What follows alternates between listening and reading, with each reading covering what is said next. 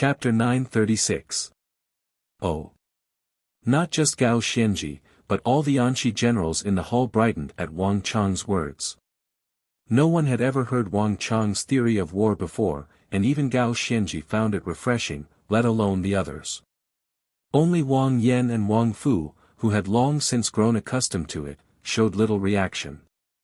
Lord Protector General speaks wisely. Water is impermanent, momentum is impermanent. I didn't think that Milord would be able to comprehend the principles of the art of war from the everyday sights and sounds of nature. Qing Qianli praised Wang Chong, his heart filled with sincere admiration. Wang Chong's understanding of the art of war was completely different from any of the generals of the Tang dynasty. It was very difficult to believe that a 17-year-old youth could possess such a high level of understanding of the art of war. Vice Protector General's praise is too much. Wang Chong only faintly smiled, not the slightest bit proud, nor was he overly humble. As the publicly acknowledged war saint of the Central Plains, although he had still not recovered his cultivation level, there were very few people in the world who could compare to him in terms of the art of war. Even Daluan Ruozhen was actually imitating the art of war he had used in the Southwestern War. Leave Daluan Ruozhen to me, but there's still Abu Muslim. If Daluan Ruozhen plans to move at night, Abu Muslim will definitely not let go of this chance. Not only that, based on my understanding of Daluan Ruozhen, he will definitely send a letter to Abu Muslim warning him to be careful of us. Wang Chong said. Leave this matter to me. Gao Xianji took it without hesitation. He had a smile on his face and looked very calm. After all, he's been fighting with Abu Muslim for so long. No matter what he wants to do, the Anshi Protectorate army can make him return empty-handed. In addition, we can use this opportunity to probe the Arabs and understand what they have up their sleeves. As the god of war of the western region, Gao Xianji had his own pride. Perhaps Gao Xianji was still lacking in strategic planning, but when it came to leading troops into battle, Gao Xianji was not inferior to anyone. The two commanders of the Tang dynasty quickly came to an agreement.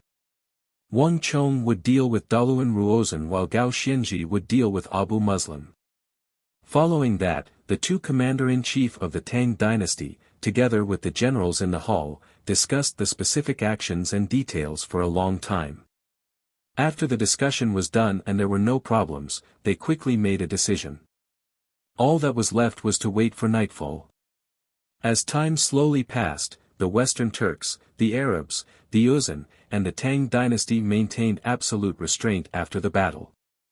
At some point, the sky had darkened. Ziyad, what did Baghdad say? Hadn't the Caliph already agreed to dispatch the Mamelukes? Why have the Mamelukes that should have appeared a month ago still not appeared? To the west of the city of Talas, in the brightly lit Arab camp, the governor of Iron and Blood, Abu Muslim, was seated on an enormous throne forged from gold and black iron, looking at Deputy Governor Ziyad. Lord Governor, I've already sent letters several times. Based on the news from the rear, it seems like another uprising has broken out in Khorasan. Those rebels have colluded with the Sassanid nobles and are stirring up trouble there. The Caliph places great importance on this matter, so he has sent the Mamelukes to suppress the uprising. Ziyad bowed. Abu Muslim's thick brow imperceptibly creased at these words. The Sassanid dynasty was an empire that Arabia had once conquered, and it was also the strongest foe the Arabian Empire had encountered in its expansion. Khorasan was the eastern territory of the former Sassanid dynasty. Although Arabia had already conquered the Sassanid dynasty, there were still many remnants of the Sassanid dynasty that had escaped, occasionally staging revolts against Arabia. Of these, Khorasan was the fiercest region of resistance. This had always been a sore point for the Caliph, so he had always fiercely suppressed it.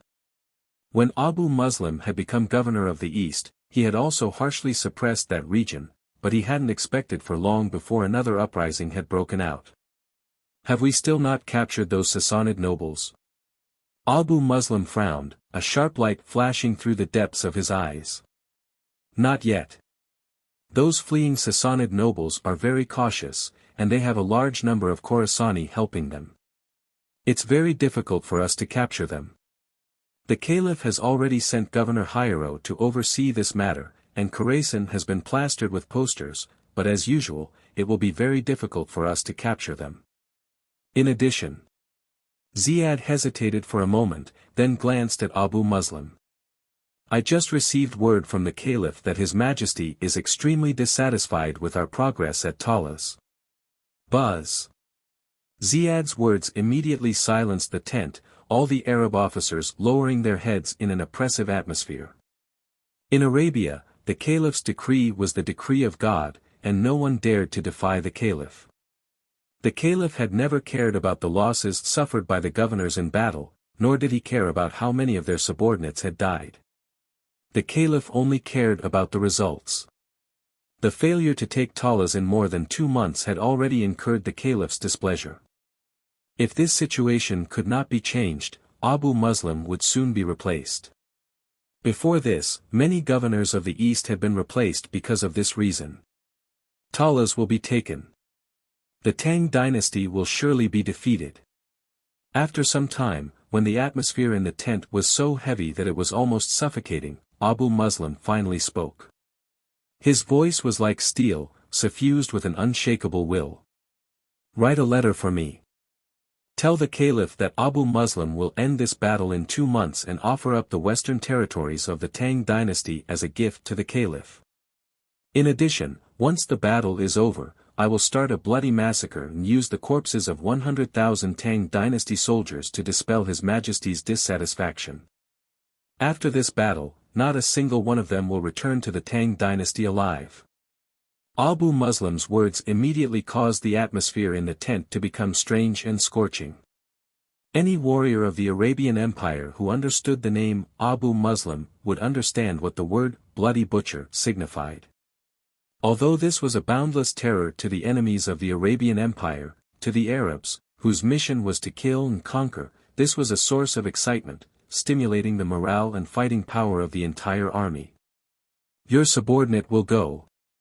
Ziad sincerely said. That's right, there's one more thing. Although His Majesty has temporarily mobilized the Mamelukes to suppress the Sassanid rebel army, His Majesty has already agreed to 2 of Lord Governor's other requests. Those 2 special armies will appear at Talas tomorrow at the latest and await Lord Governor's orders. Okay. At these words, Abu Muslim's eyes exploded with light, and his entire body was invigorated. Ziad, I leave this matter to you. Tomorrow, we will end this battle once and for all. This general will go. Flap flap. As the group was in the middle of their discussion, there was the flapping of wings. The-ish. In the blink of an eye, a nimble and thin azure eagle closed its wings and shot out of the tent toward Abu Muslim, who was seated on his throne of gold and black iron. This abrupt sight instantly attracted everyone's attention. Seated on his throne, Abu Muslim's eyes flashed as he calmly extended a hand. That thin and small green eagle landed lightly on his extended index finger, motionless. Everyone could see a thin piece of snow-white paper on its leg. It's from Uzan. A hint of confusion flashed through Abu Muslim's eyes as he quickly removed the paper from the azure eagle's leg and began to examine it. As Abu Muslim examined it, the tent was quiet. No one spoke, not even Ziad. Interesting. The Uzan actually sent a letter warning us to be careful of the Tang people's disguises and sneak attacks. After reading the letter, Abu Muslim grinned and carelessly handed the paper to a swarthy Arab general. Although I don't think that anyone can ambush us, the Uzan have good intentions. Nerman, take care of this and reply to them. Your subordinate will go. The Arab general called Nerman sternly said. In addition, the Uzan and the Western Turks hope that we will work together to attack the Tang dynasty at night.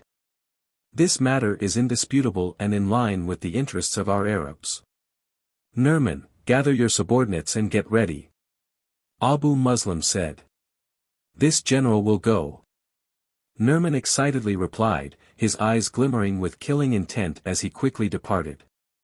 No one in the Eastern Arab army was more adept at night raids than him. This was going to be a grand and bloody banquet.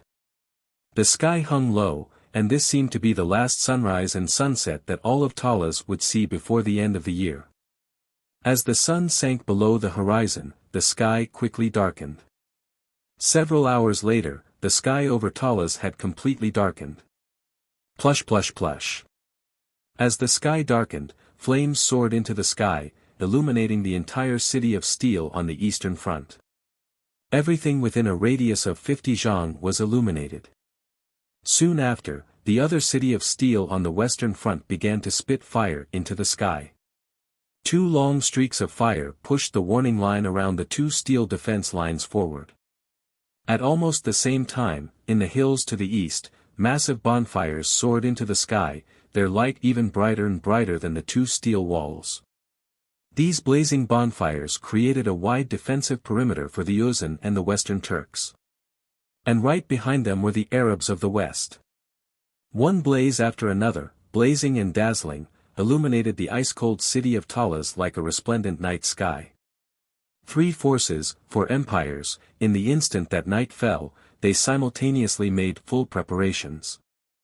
Doluan Ruozan really did come prepared. Standing on the northeast corner of the city of Talas, Wang Chong held his hands behind his back and smiled as he gazed at the countless Uzun and Western Turks in the distant hills. Chapter 937. As the winds howled, Wang Chong stood on the walls, his robes flapping in the wind. From a distance, he exuded a carefree and confident demeanor. Light the torches. Wang Chong made a gesture, and the torches on the walls began to light along the edges of the walls. Clang clang clang.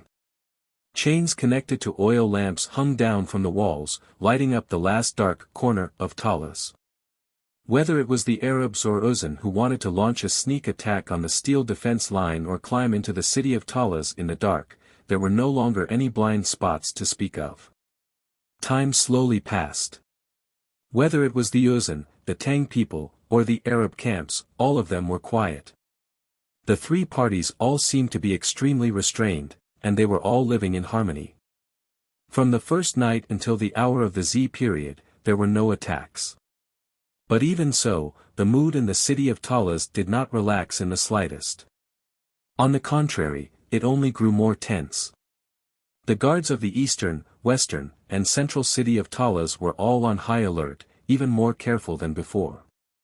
As the Z period passed, the darkness deepened and the drowsiness deepened. Everyone knew that night raids would often take place at this time. Caw. On the edge of the eastern battlefield, bonfires blazed and the cries of vultures could be heard in the night sky. At least 5,000 or 6,000 Uzun soldiers were patrolling the perimeter formed by the bonfires. The places they patrolled were newly built fences and towering sentry posts. It was very difficult to imagine that the Uzun, who were not known for their agricultural culture, would be able to learn the tactics of the Central Plains in such a short time. Keep your spirits up. That general of the Tang dynasty loves sneak attacks the most. Keep your eyes open. Don't let the Tang people take advantage of any loopholes. Outside the sentry post, an Uzun general with a long saber at his waist loudly rebuked the soldiers. Yes. At the sentry post, groups of Uzun soldiers responded one after another. Their gazes were vigilant, like night falcons, sizing up the surroundings. Under such circumstances, no one could break through Uzun's defenses without being discovered. Gallop clop clop clop. Smoke and dust billowed as teams of Uzun cavalry patrolled in the night. The dense blockade of cavalry and sentry posts formed a tight barrier that tightly guarded the camps of the Uzun and Western Turks. Time passed slowly. Dark clouds covered the moon, and the surroundings grew darker and darker. After some time, da-da-da. Just outside the southern defensive line of the Uzun camp, there was a sudden rush of horse hooves. In an instant, the Uzun people were on high alert. Who are you? On the sentry tower, a Tibetan narrowed his eyes and turned his head, his eyes bright. He instantly drew his bow, the sharp arrowhead aimed at the area beyond the defense line, where the hooves were coming from. At almost the same time, in a radius of several hundred jang, countless patrolling soldiers and even the Tibetans garrisoned elsewhere began to rush toward this area. Countless eyes in the darkness followed the sound of the sentry's voice and looked in the direction of the hooves. By relying on the light of the bonfires, one could see countless figures rapidly approaching. "Don't fight. We're on the same side." A hurried Uzun voice could be heard in the darkness. But the soldiers on the sentry tower did not relax in the slightest at this familiar voice. On the contrary, they became even more nervous. Their entire bodies seemed to be facing a powerful foe. The ish. With a shrill whistle, a sharp arrow landed on the ground in front of those figures. "Stop right there. All of you, dismount and take off your helmets. I want to see your true faces. This is the Prime Minister's order. Anyone who disobeys will die." The Uzun soldier on the sentry tower shouted. As he spoke, he grabbed a torch from the sentry tower and threw it over. The flame streaked across the sky and instantly lit up the night sky. But the next moment, an arrow streaked across the sky and hit the torch in the air. "Ha ha ha, Daluan Ruozan is indeed powerful. He's prepared for this. Brothers, retreat." A loud laughter in Uzun came from the darkness. Before the figures could get close to the bonfires, they waved their hands and led a group of soldiers to retreat into the darkness. "Chase!" Hearing the laughter, the Uzun did not know what was going on. They roared angrily and urged their horses to give chase. "Stop! All of you, come back. The Prime Minister has ordered us not to chase a cornered enemy. Be careful of their ambush." A Tibetan officer rode out on a sturdy highland steed, his eyes gleaming as he hurried out to stop the group. The neighing of Ney's steed came to an abrupt halt, and the Uzun cavalry that had been giving chase immediately retreated. "These Uzun are truly formidable. They didn't fall for our trick at all."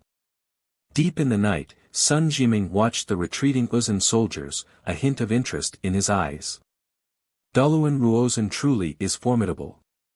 In the end, he's the wise minister of the Uzun. Even Marquis has nothing but praise for him, and he's already seen Marquis's ambush methods in the War of the Southwest, so he's probably prepared for it. This move of ours is practically useless against him."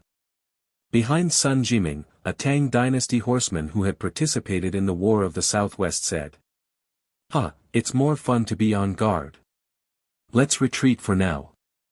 In any case, we still have an entire night to play with the Uzun."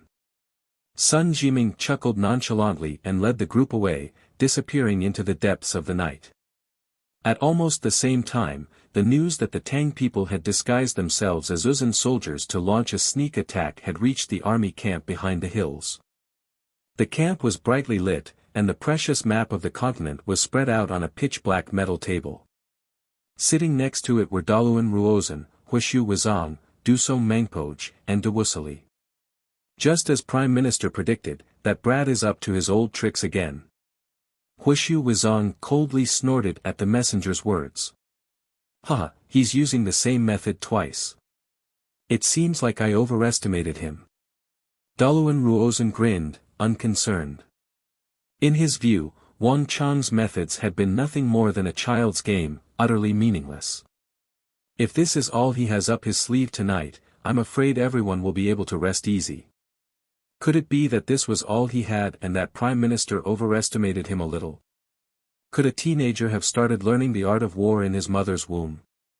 Dawusali finally spoke, his voice tinged with resentment. Although he was unwilling to admit it, Dawusali's celestial wolf's divine procession had run into an undefeatable opponent for the first time, and this opponent's cultivation and strength were both lower than his. This was something that Dawusali had never encountered before.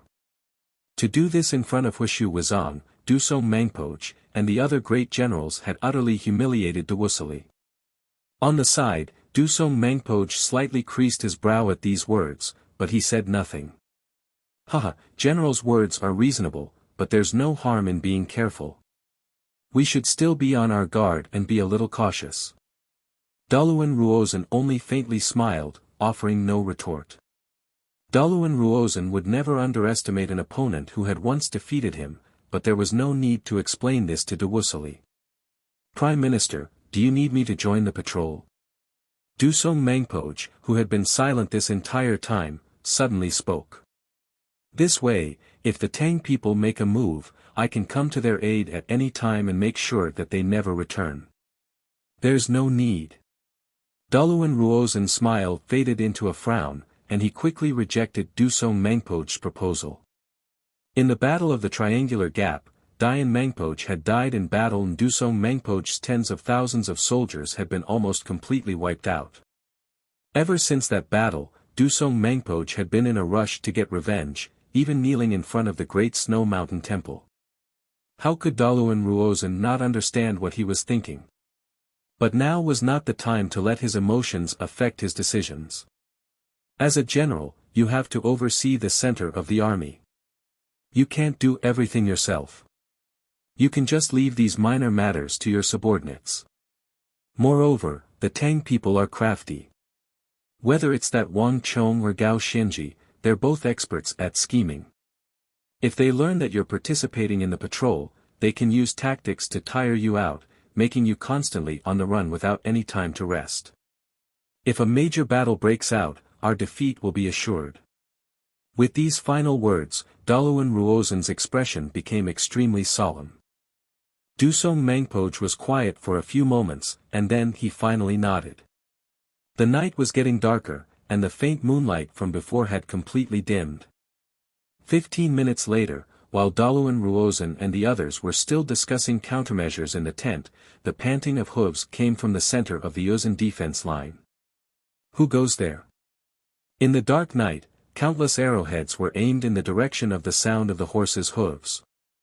The Yuzhan had been prepared, and anyone approaching would immediately trigger an immediate response from the Yuzhan.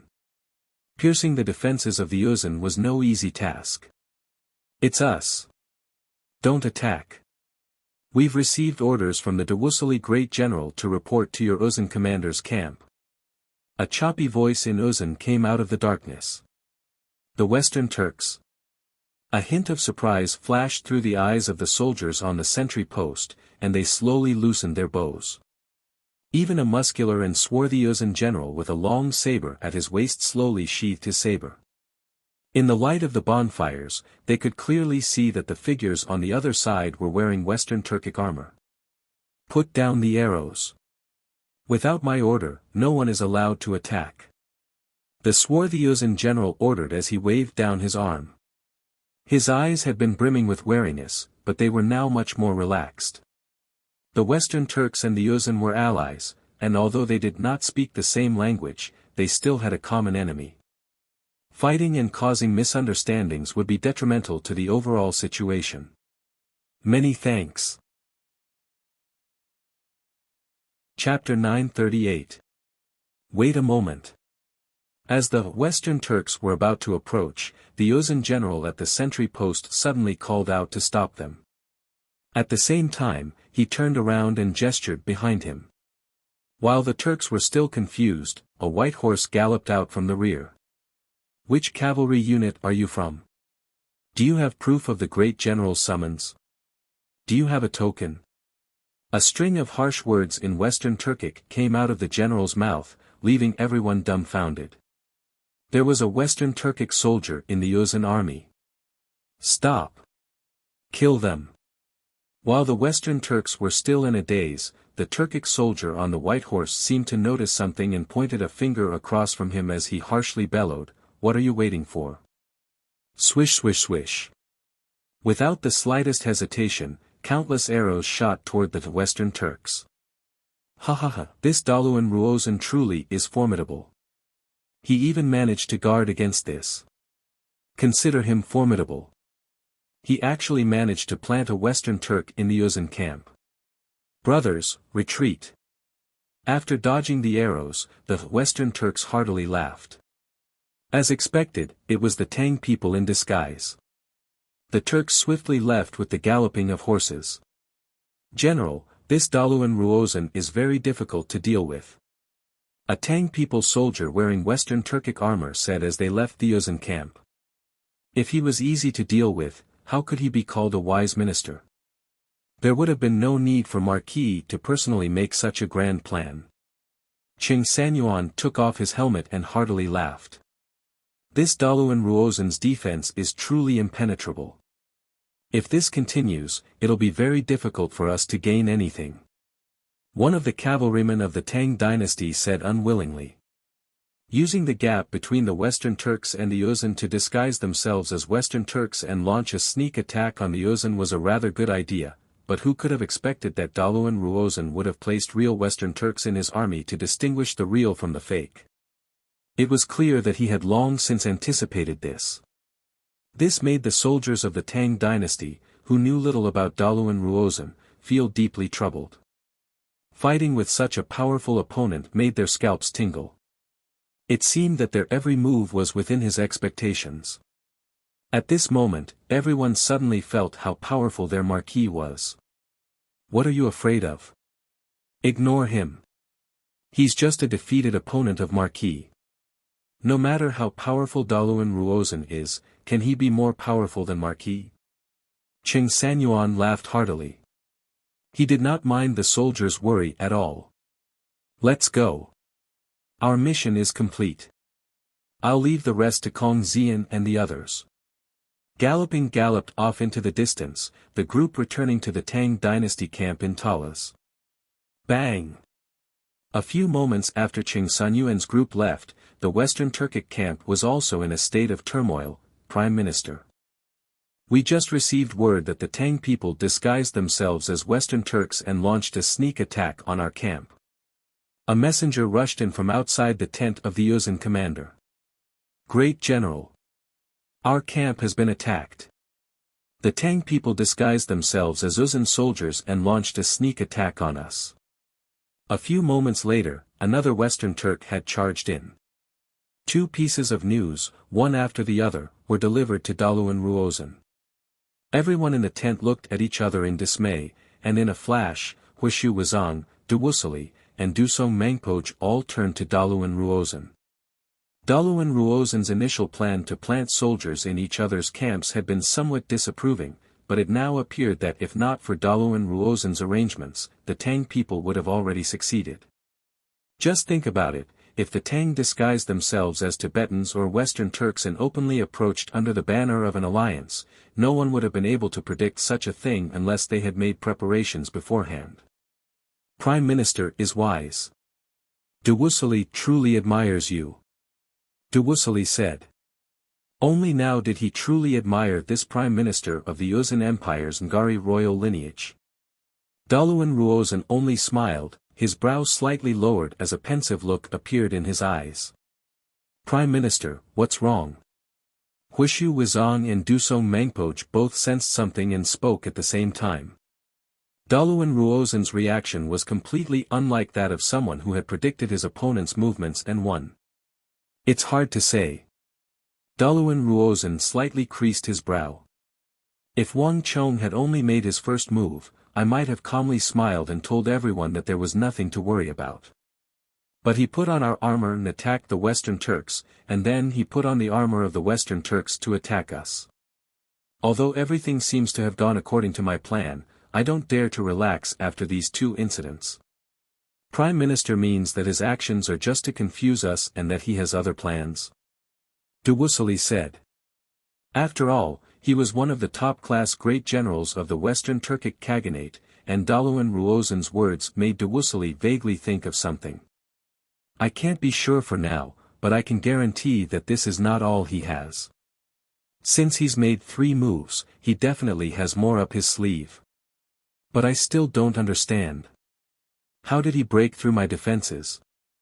Daluan Ruozen said, his brow creased in deep confusion. Daluan Ruozen had set up many bonfires outside the camp, making it impossible to silently approach without being discovered. Moreover, Daluan Ruozen had placed Western Turkic soldiers near each sentry post, and the Western Turks had done the same. Wang Chong's 2 consecutive failures were enough to illustrate the problem. The Western Turks and the Uzun camps had been tightly guarded by Daluan Ruozen. There was basically no other way than to force their way in. But in a night raid, there weren't many soldiers in the first place. Forcing their way in was basically suicidal. Doluan Ruozen had no idea what Wang Chong would do. Doluan Ruozen had once speculated that not even he could successfully break through such tight defenses. The tent was quiet as everyone fell into deep thought. But he has his plans, and I have my own. There's no need to worry about him. Wuxia Wuzong, it's about time for our men to move out. It's impolite not to reciprocate, so let's give him a pleasant surprise. Doluan Ruozen suddenly raised his head, a faint smile on his lips as he looked into the distance. Yes. Prime Minister. Coming back to his senses, Wuxia Wuzong slightly bowed and quickly left. Time slowly passed, and while Wuxia Wuzong was leaving the tent to deliver his orders, on the northern side of the Uzan camp, a mournful wolf howl resounded through the night sky, drifting far away in the darkness. Listen. Even these beasts have feelings and know how to mourn for their comrades. In today's battle, the Tang have killed mountains and seas of wolves. We can't even count how many there are. It wasn't just those wolves that died today. Those Tang people's ballistae were too formidable. We and the Western Turks have a total of 120,000 soldiers, but in today's battle, they've killed more than 40,000. After all, we're all elites. Whispers could be heard in the darkness. Not far from a sentry post 10-some meters high, two fully armored Uzan soldiers were leaning against each other. I finally understand why the Tang people were able to stop the hundreds of thousands of Arab soldiers at Talas. That Tang dynasty commander is truly too formidable. You all saw the battle during the day. If not for the Celestial Wolf Cavalry, the Mutri Great Cavalry, and the Western Turkic Great General, we would have lost more than half of our men, and our losses would have been even worse. The two couldn't help but shiver at the thought of the bitter battle during the day, a chill running down their backs. The Uzan had never been a coward, but that depended on who their opponent was. Far too many soldiers had been gathered in the tiny city of Talas, and almost all the factions that had appeared here were elites. Even the Uzan soldiers couldn't help but feel a lingering fear in the face of such elite soldiers and ballistae. Russell. As the two of them were chatting, a peculiar feeling suddenly came from nearby. The two of them shuddered and abruptly turned their heads. Who is it? One of them had drawn his bow and the other had drawn his saber as they both turned in the direction of the sound. Who? The wind whistled, and with the help of the light from the bonfire, the two of them saw a huge green wolf slowly walking past the tall sentry tower. Damn it! It's a Turkic wolf. The two of them looked at each other awkwardly. The army had long ago received orders that the commander of the Tang dynasty was extremely fond of night raids. From the Z period until now, the army had sounded 3 alarms, and all 3 times, the Tang dynasty cavalry had approached in disguise. The two of them couldn't help but feel a little paranoid. Bastards, what are you doing? Just when the two of them were feeling awkward, they heard a harsh shout and a gust of wind. A muscular Tibetan general suddenly appeared behind them, his eyes like swords as he stared at the pair. Didn't I order you to patrol? If something happens, I'll hold you responsible. Yes, General. The two felt a chill in their hearts and hurriedly left, vanishing into the darkness. This night was destined to be a sleepless one. A cool breeze blew, and the deeper it went, the colder it got. And if one looked down from the sky, one could see that the 2 steel walls in front of the city of Talas were illuminated by countless torches, dazzling in the darkness. The light of the torches illuminated a bright area in the darkness, serving as a barrier between the 100,000 Chishi reinforcements and the Anshi Protectorate army in the city. Gallop. Chapter 939. Who goes there? With a sudden shout, many figures appeared behind the seemingly empty second steel wall. With the creaking of gears, the fearsome Tang dynasty ballistae appeared behind the steel walls, their savage arrowheads gleaming with a cold light in the darkness. Stop! They're on our side. We were summoned by Marquis to deal with the Uzun. The mission is complete. Come back to report. A voice came from the distance. Oh. How was the harvest? The Tang dynasty general behind the second steel wall asked, his eyes clearly much more relaxed. Tonight, Marquis had truly dispatched many soldiers to ambush the Uzun. That Daluan Ruozan is too powerful. We were unable to get close. We ambushed him several times, but all of them failed. So we came back to report.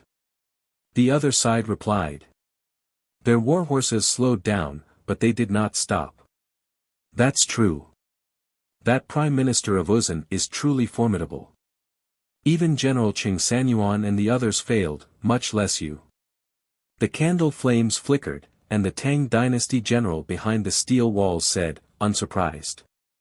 But Marquis has ordered that everything must be done according to the rules. Dismount your horses and leave them to the rear to deal with. Remove your weapons and come in. Understood. The other side nodded and quickly approached the steel defense line. 50 paces, 30 paces. As they got closer and closer to the second defense line, when they were still 20-some paces away, twang. The bowstrings trembled, and the gears vibrated. Thick bolts suddenly shot out like lightning. Before the enemy could react, puff, puff, puff, dozens of allies who were riding their horses in the dark were pierced through by the bolts and fell from their horses like wooden stakes. Nay! The warhorses neighed. This sudden turn of events left everyone dumbfounded. What are you doing? A voice filled with both shock and anger came from the other side. They were completely shocked by the scene of their own people killing each other. Ha ha, still pretending? At this moment, illuminated by the flames, the Tang dynasty general gripped his scabbard in his right hand and suddenly appeared in a gap in the city of steel.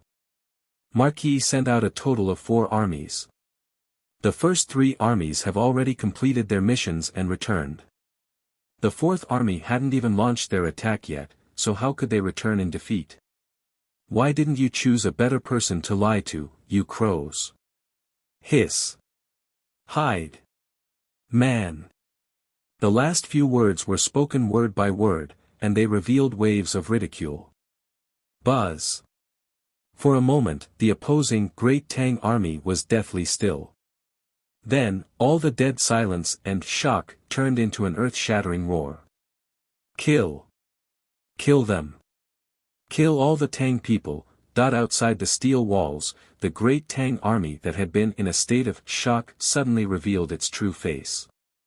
Waves of arrogant shouts and shouts in the Uzun language soared into the sky. Hong, the warhorses galloped as fast as lightning, suddenly accelerating toward the second line of defense. As the warhorses charged, the elite cavalry of the Uzun army reached into the bellies of their horses and took out the heavy shields that they had prepared beforehand. Kaiyil. With their disguises removed, these Tibetans roared, their bodies exploding with killing intent as they shot toward the Tang inside the defense line, especially the Tang ballistae. Translated by Hypersheep 325 Twang Twang Twang. The ballistae boomed as ballista bolts flew through the air. But this time, they were prepared, and the lethality of the ballistae was greatly reduced. At the very front of this Uzun army was an Uzun general, his aura soaring to the heavens. With a flick of his wrist, he unleashed a storm of energy that sent a ballista bolt flying toward him flying. Charge! This Tibetan general became one with his horse and shot forward with unbelievable speed, taking the lead as he charged toward the second defense line. This sudden movement immediately attracted everyone's attention. Focus fire. With a heaven-shaking roar, the ballista bolts began to converge on the Uzun general. But with a boom, the warhorse whinnied and fell to the ground. As for the Tibetan general, before his horse could be hit by the ballista bolts, he had leapt off his horse. Sticking close to the ground, he flitted through the air with astonishing speed and appeared at an opening in the second defense line. In that instant, under the illumination of the furnace and the torch, a face with a chiseled face was clearly outlined. It wasn't Huaba Senji, but it was a Saint Martial realm expert just like him. Careful! At the gap in the steel walls, the great Tang commander gave a heaven-shaking roar. Countless soldiers and countless attacks immediately began to rumble toward the Saint Martial expert of Yusang. But this Saint Martial Tibetan general paid no attention to their attacks. With a blink, he shot toward the first ballista. Bang! In a flash of light, an invisible energy of law pierced through the air and gathered on the fist of the Uzun general of the Yarlung lineage, Abu Sangji, who smashed his fist against one of the ballistae. With a boom, the ballista shuddered. The sturdy and powerful ballista was instantly torn to pieces, its parts flying into the air and scattering to the ground. It felt like it was made of paper. Ignore them. Hurry up and destroy their ballistae. Abu Sangji's furious roar resounded through the night. After destroying one ballista, he immediately charged toward the second, ignoring the attacks of the others. As a valiant general of the Yarlung lineage, Abu Sangji's martial arts had not yet reached the level of a brigadier general like Hwaba Sangji, but Abu Sangji's martial arts were still extremely frightening. He was not much weaker than Hwaba Sangji.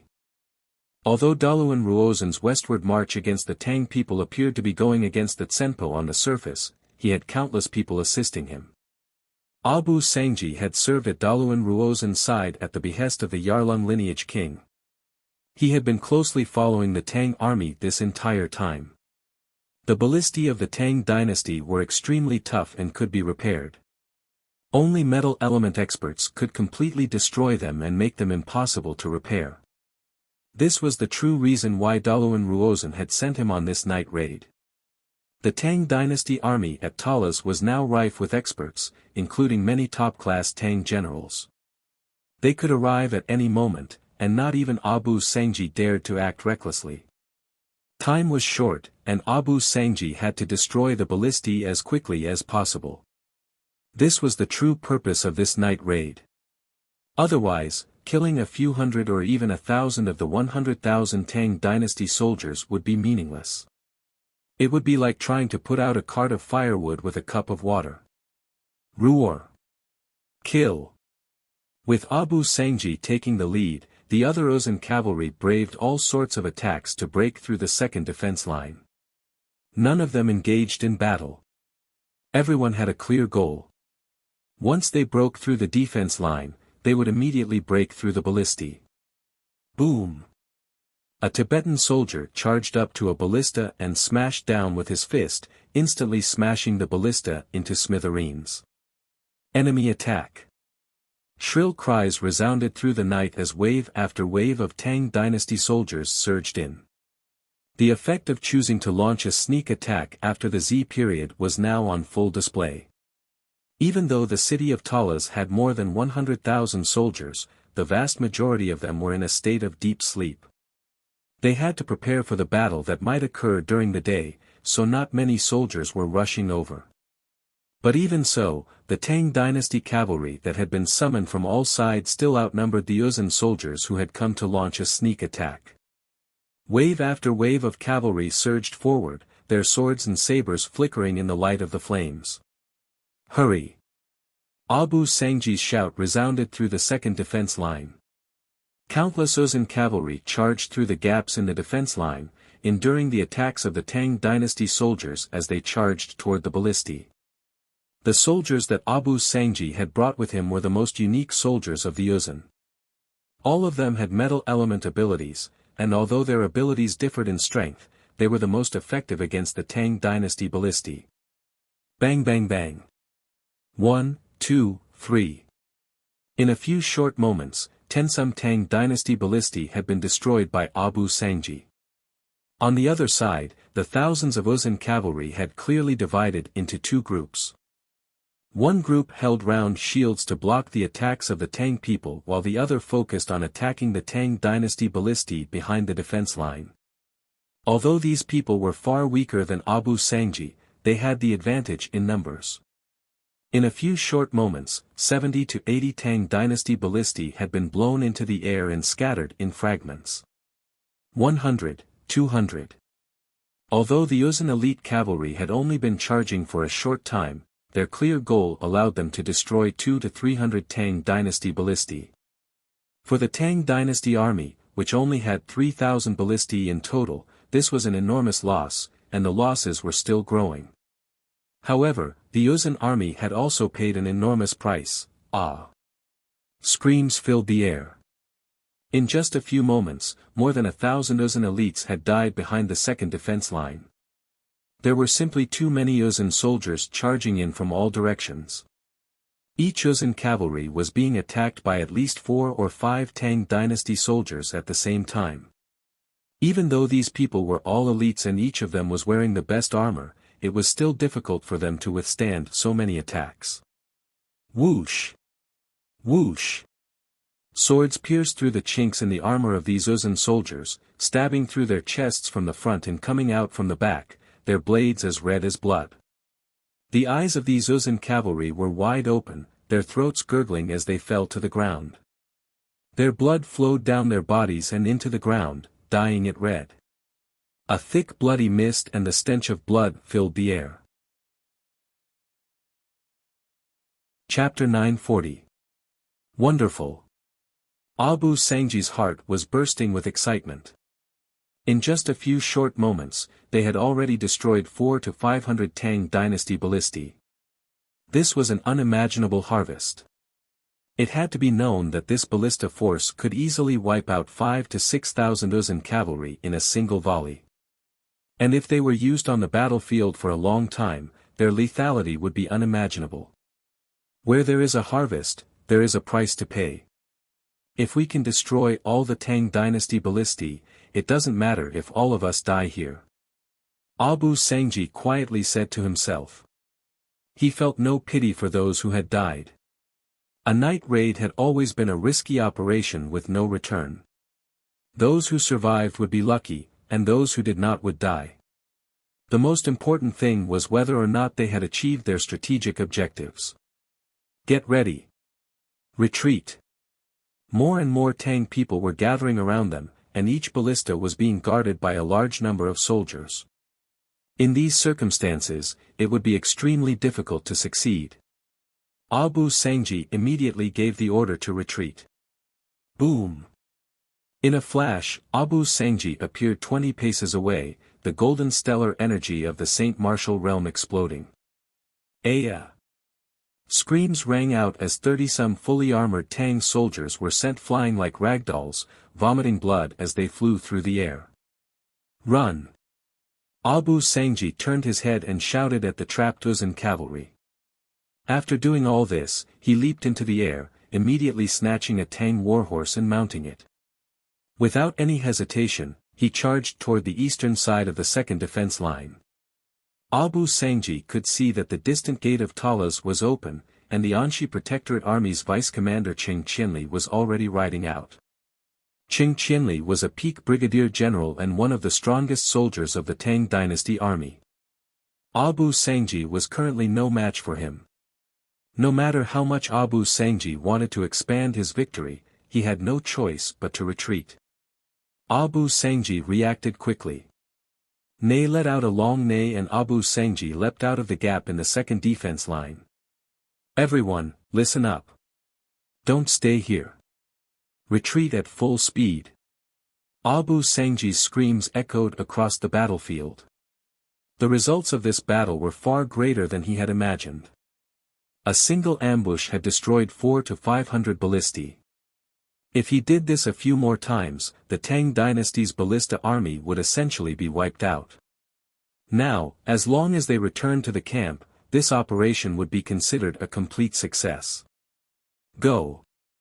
Abu Sangji squeezed his legs and exerted all the strength in his body. Boundless Saint Martial realm stellar energy poured into the warhorse beneath him. The man and horse galloped through the night at an astonishing speed. 100 feet, 200 feet. In the blink of an eye, Abu Sangji had escaped from the battle. He had run more than 60 meters from the second defense line. Just as he was about to escape, Abu Sangji suddenly saw a figure. This figure was tall and thin. He stood there quietly as if he had been waiting for a long time. The night wind blew and the person's long hair danced in the wind. He exuded a calm and composed aura, as if he was in control of the situation. More importantly, the moment he saw this person, Abu Sangji had a strange feeling. It was as if this person had predicted his escape route and had been waiting for him. Who goes there? Abu Sangji's eyes widened as he shouted. "Huh, the person who will kill you." An indifferent chuckle came from the darkness. It sounded extremely young. Boom! Before Abu Sangji could react, the slender figure's left and right shoulders suddenly rose up, one gold and one red. A sun and a moon, a bizarre sight in the darkness. Abu Sangji grimaced and an intense sense of danger welled up in his heart. Mabwa's fist of the great sun. Without the slightest hesitation, Abu Sangji used his most powerful technique. A vast golden light exploded from his body, making him seem like a god. Abu Sangji's aura exploded with blazing heat, turning him into a sun that could melt gold and iron. Within this sun was a massive and majestic mountain range. The Great Mabwa Mountain. This was the Uzun Empire's Demon Mother Mountain, the embodiment of the legendary Great Demon Mother of the Uzun Empire. Unlike the other royal lineages, the Uzun Empire's Yarlung lineage worshipped the Great Demon Mother, the mother of all demons. Abu Sangji's Mabwa's Fist of the Great Sun was one of the top martial arts of the Yarlung lineage.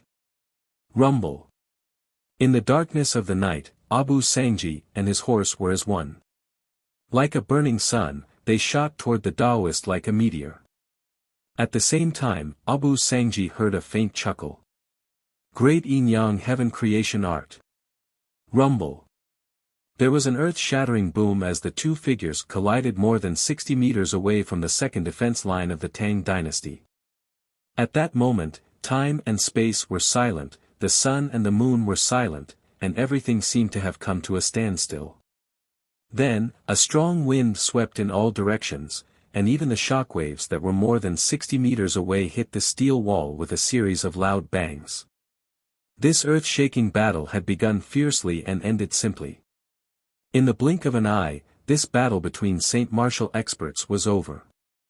As everyone watched, Wang Chong stood on the ground in plain clothes, his hand gripping Abu Sangji's neck like a pair of iron pincers. This fierce general of the Yarlung royal lineage of the Uzun Empire was like a duck, his feet off the ground, unable to break free from Wang Chong's grasp.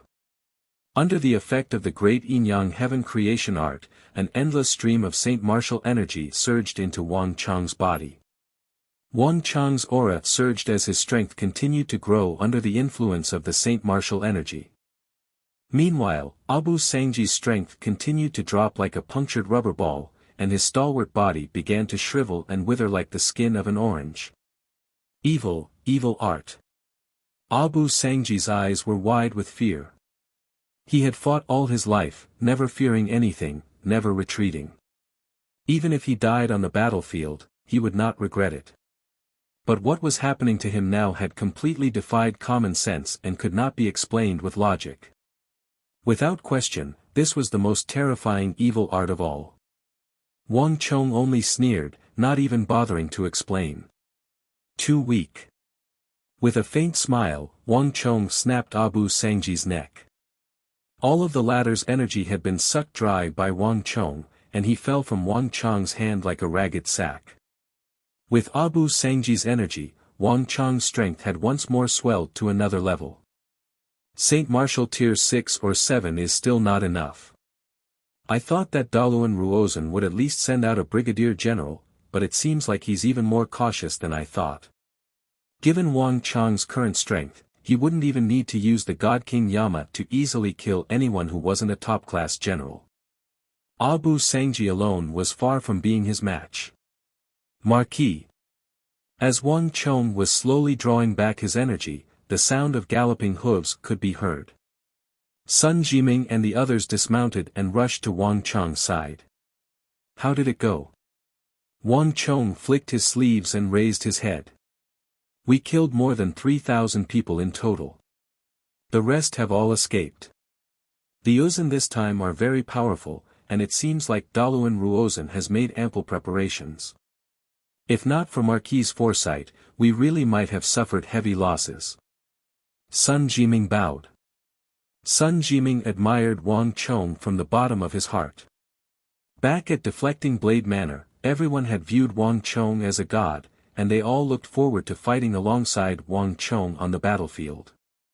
But it was only after fighting alongside Wang Chong on the battlefield that Sun Jiming truly understood how formidable Wang Chong was. So many people had surrounded the Yuzhen, but they had only managed to kill 3,000 some, and quite a few had even managed to escape. If not for Wang Chong's foresight, the Tang dynasty would have suffered grievous losses, all their ballistae would have been destroyed, and the Yuzhen would have been able to escape unscathed. In a battle against a legendary figure like Daluan Ruozan, one had to use all one's strength. One could not be the slightest bit careless. This was not something someone like Sun Jiming could contend against. In all of the Tang dynasty army, probably only Wang Chong could exchange blows with him. Not only could Wang Chong block his attacks, he could even suppress him.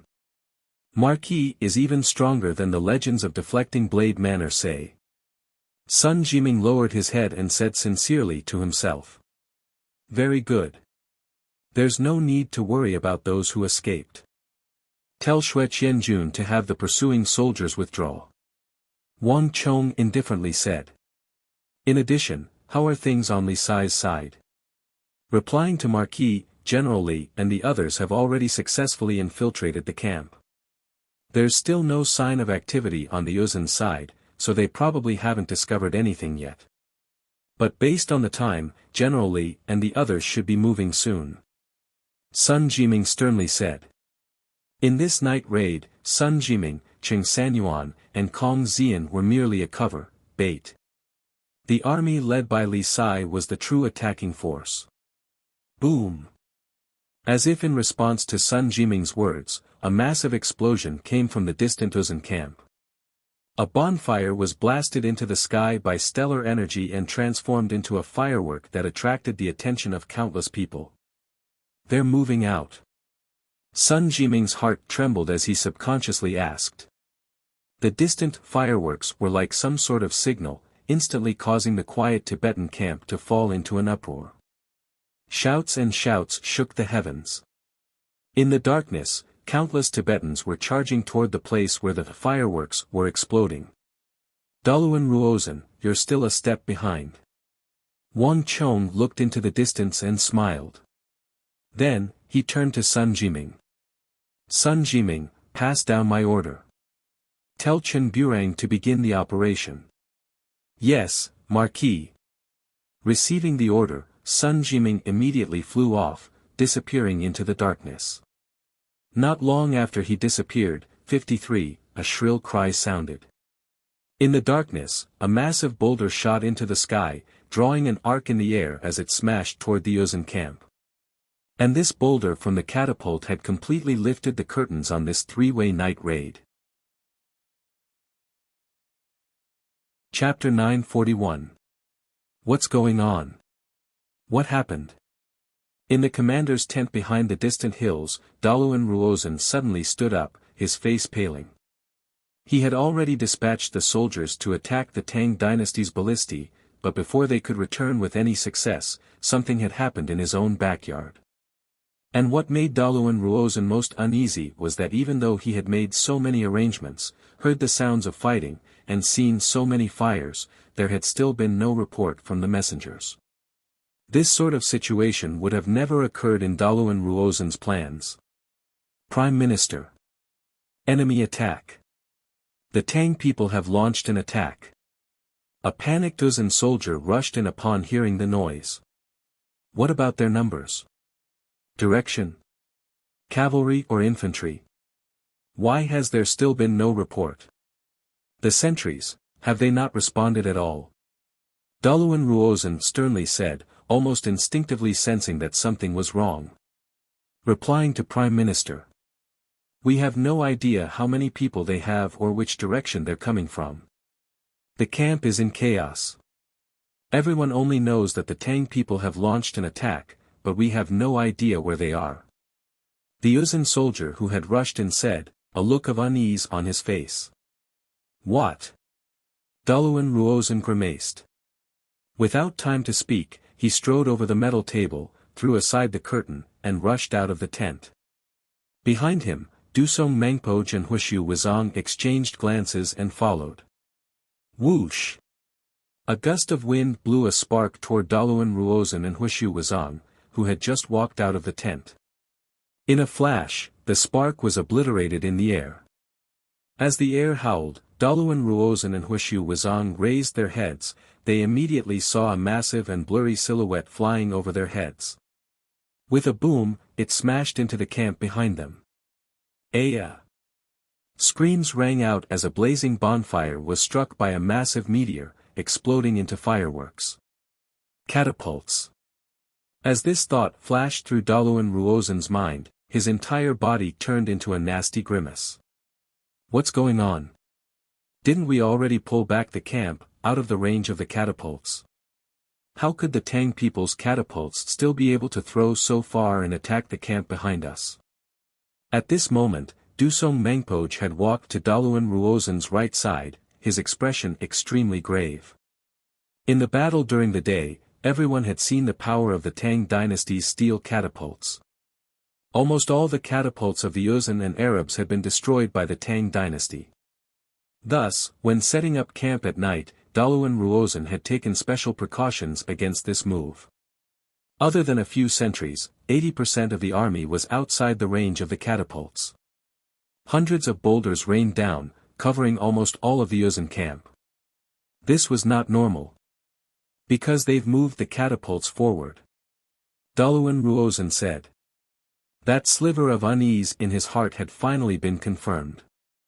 Only now did Wang Chong reveal his true move. The steel catapults in the city of Talas could not reach this place. He was completely sure that Wang Chong had moved these steel catapults out of the city of Talas and even moved them forward, to an extremely far location. Only in this way could those steel catapults possibly reach the Yuzhen camp. Catapults that had left the camp were very easy to destroy, but the pitch-black darkness provided the best cover for these catapults. Not even Daluan Ruozhen had expected Wang Chong to have such a move. At this moment, Daluan Ruozhen suddenly understood why no soldier had reported back after so long. Sentries. Where are the sentries? Why has there been no news of the Tang people's invasion? Daluan Ruozhen said sternly. Although the stone rain from the catapults looked very powerful, in fact, it was all bark and no bite. The actual lethality was very limited. If they only relied on the attack of the catapults, even if the entire Yuzhen army fell into chaos, not many people would die. Daluan Ruozhen knew that the attack of these catapults was not the real goal. They were just a cover. The real main force of the attack was definitely an army of the Tang people that had already sneaked in. However, Daluan Ruozhen had already made full preparations. If the sentries were attacked, he must have received the news. Until now, Daluan Ruozhen still did not know what the problem was. Prime Minister, there is no trace of the enemy in front. Prime Minister, there is no trace of the enemy in front. Prime Minister, there is no trace of the enemy in front. A constant stream of news came from the sentries. Even though the camp was in chaos, the information system Daluan Ruozhen had established was still working. But to everyone's shock, even though the camp was in chaos and screams could be heard, the sentries had not reported the presence of any Tang dynasty cavalry. How could this be? Huishu Wuzong and Dusong Mengpoj looked at each other in dismay. Even though they did not have sufficient evidence, their great general's intuition told them that a Tang dynasty army had definitely infiltrated their camp. However, the information they received from the sentry post in front of them made them completely unsure. Ah! Screams rose and fell from every direction. In the darkness, it was impossible to tell whether these were the clangs of swords or the crashing of catapults. Even the best of great generals would be rendered useless in the face of this purest strategy. Prime Minister. I'll go and take a look. Huishu Wuzong suddenly said, and before he could finish speaking, he had already taken off, moving so quickly that no one could react. "Prime Minister, I'll also go and take a look." A few moments later, Dusong Mengpoj also took off, choosing a different direction and vanishing into the darkness. Daluan Ruozan did not even have time to stop him. As top-class great generals, although they could not see through Wang Chang's plan, they still had their own methods of seeing through it. A peak Saint Martial Imperial Great General wouldn't need much time to patrol the entire camp. "Prime Minister. Do you need me to go?" Duwu Sili's voice came from behind him as he walked out of his tent. Few people noticed that one of the Western Turkic messengers had silently departed, vanishing in another direction. The Tang dynasty's attack this time had been extremely abrupt and clever. Duwu Sili had no choice but to worry about his own army. Thus, when Daluan Ruozan and the others had left the commander's camp, Duwu Sili had been waiting for news. But based on the results, the Tang dynasty had chosen to attack the Yuzhan people. This was good news for the Western Turks. "There's no need." Daluan Ruozan immediately refused. Huishu Wizang and Dusong Mengpoj were enough. Sending 3 great generals would be a waste of time and energy, and if something unexpected happened, they would not be able to respond. "Someone. Pass on my order. If any place is under attack, report it to me." As Duwu Sili looked on in surprise, Daluan Ruozan lowered his head, extended a finger, and began to draw a map on the ground. Duwu Sili glanced at it and immediately recognized it. The map of the Yuzhan camp. Not good. Enemy attack. The great general has ordered everyone to go and provide reinforcements. Somewhere in the middle of the Yuzhan camp, the army was in chaos. Some Yuzhan soldiers panicked and began to flee toward the sentry post. What? Where? An Yuzhan soldier was on high alert, scanning the area like a hawk. When he heard the commotion, he paled and turned his head. Over there. The leading Tibetan horseman turned his head to point in a certain direction. At this moment, the air whistled as a massive boulder fell from the sky. Boom! Bonfires soared into the sky, and screams filled the air. "Follow me." With no time to think, the leading Yuzhan general unsheathed his saber and ordered the surrounding soldiers to charge toward the area where the boulder had fallen. But as the 2 groups of soldiers brushed past each other, squelch! The sharp edge of a sword pierced through the Yuzhan general's body and protruded out of his back. The thick plate armor on the Yuzhan general's body could even block the finest swords and sabers of the Arabian Empire, but it was like paper in front of this sword. Time seemed to stop at this moment. The gathered Tibetan warriors were both shocked and enraged, all of them stunned by this sight. "Milord! Bastards, you dare attack Milord! Kill them!" No one had expected that the kinsmen, who had just fled and gathered the reinforcements, would attack them. Clang clang clang. Countless sabers and swords were unsheathed, aimed at the kinsmen, and howled as they charged forward. At this moment, the most shocked was the Yuzhan general who had been stabbed by the sword. This sword had been too sudden, and he had been completely unprepared. You're not one of us." In the final moment, the most clear-headed person was the Yuzhan general. Shock, astonishment, but even more than that, extreme rage. Boom! The moment the sword pierced through the Yuzhan general, a majestic stellar energy swept out of his body. Even though he was injured, the Yuzhan general was still as powerful as ever. "Die for me." A cold light flashed through the Yuzhan general's eyes. Even if he had to die, he would drag this person down with him. But the Yuzhan general's final attack was met with an even more powerful and majestic sword chi. This sword was like a mountain, and with a single slash, the Yuzhan general's head was cut off. "Kill them." Chapter 942. Bang! With Huang Boshan's order, the Tensum Yuzhan soldiers behind him drew their incomparably sharp Wuxia steel swords and charged at the Yuzhan soldiers near the sentry tower. Swish! Swish! Swish! The soldiers near the sentry tower were no match for them at all, and they fell to their swords in anger. Only the Tang dynasty's Wuxian cavalry could kill a Uzun soldier with a wave of their hand. The plate armor of the Uzun soldiers was like nothing in front of the sharp Wuxi steel swords. Although the Tang dynasty soldiers under Huang Boshan's command were fewer in number, their teamwork was better, their strength was higher, and their weapons and equipment were more formidable. In the blink of an eye, Uzun soldiers fell to the ground in droves, their corpses strewn all over the sentry tower. Those who could participate in this night raid were the elites of the elites, and the battle ended much faster than expected. A few moments later, besides Huang Batian and the 10 Tang dynasty soldiers behind him, there were no longer any Uzun soldiers standing behind them. "Let's go." Huang Batian glanced around, sword in hand. Without the slightest hesitation, he led a group of Tang dynasty elites disguised as Uzun soldiers in a charge in another direction. The Uzun soldiers reacted much faster than expected. Even with a large number of catapults acting as cover, hundreds of boulders raining down on the Uzun camp, causing a great disturbance, the battle around the sentry tower quickly attracted a large number of Uzun soldiers. The sound of horse hooves rang out, and battle cries shook the heavens. Enemy attack. Someone is attacking the sentry tower. Come with me. Hurry and reinforce the sentry tower. The Tang people. It must be the Tang people. Follow me to kill them all.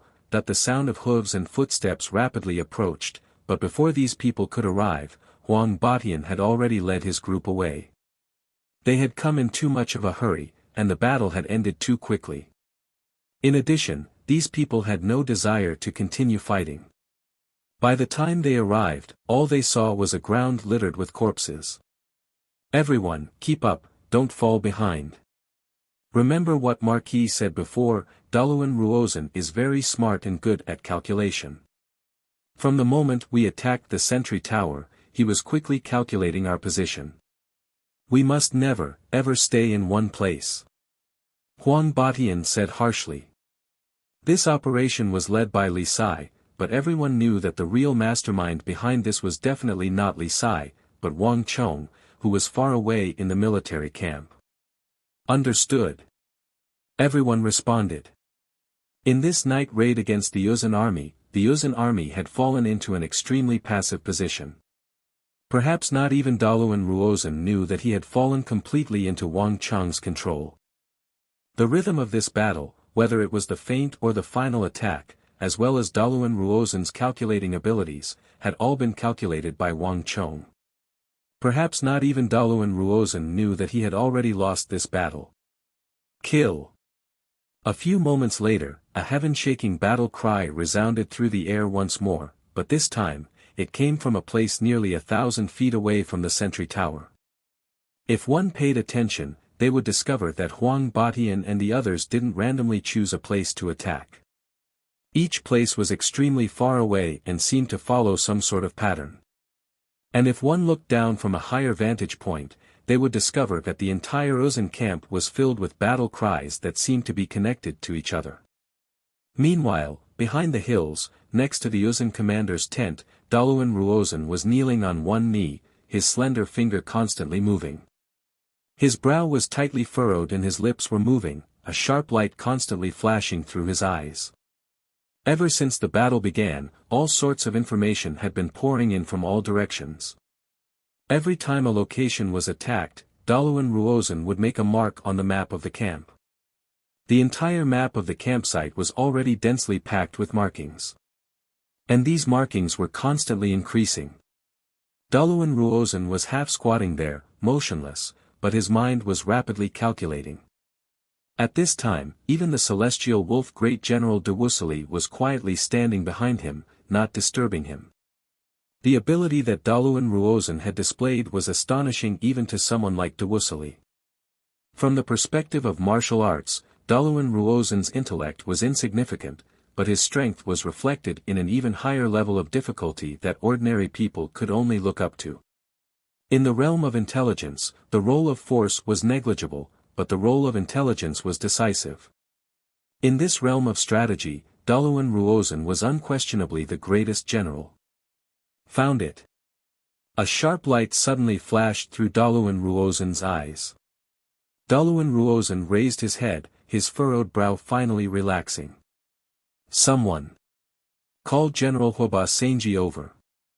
Have him bring his troops here immediately. Clang. Daluan Ruozan suddenly pulled out the long sword at his waist and stabbed it deeply into the northeast corner of the map. Wang Chong. I've underestimated you, but this round is far from over. The wind whistled. Daluan Ruozan stood in front of the tent, his robes fluttering in the wind, his eyes bursting with a startling light. He could now basically determine Wang Chong's plan. More than 20 small teams were feints, constantly harassing and confusing his judgment, but the real main force was actually at the northeast corner. Daluan Ruozan could even determine that the main force of this night attack would definitely be a considerable number of Wuxian cavalry. Without this level of strength, it would be impossible to complete this night attack. And the one who could command these Wuxian cavalry was probably only that fierce general of the Tang dynasty called Li Sai. As long as Huoba Senji and the Mutri Great Cavalry were sent over, they would be able to wipe out the night attack in one fell swoop and completely change the situation of the Uzan in this battle. Huoba Senji, remember, advance in this direction. You must not let them discover you and outflank them. I want you to wipe them all out in one fell swoop. In the dark night, a burly figure appeared in front of Daluan Ruozan. Looking at Huoba Senji, Daluan Ruozan stretched out his right hand and suddenly pulled out the long sword on the ground. He drew an S-shaped curve on the map of the camp on the ground. Understood. Huoba Senji lowered his head and glanced at it. Then, he quickly turned around and disappeared into the darkness. Prime Minister. I'll go too. A vigorous voice suddenly came from behind. Wuxia took a step forward and suddenly spoke. After a few moments of hesitation, Daluan Ruozan nodded.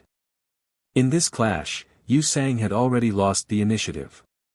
Only a thunderous move could reverse the tide and reverse the tide. The-ish.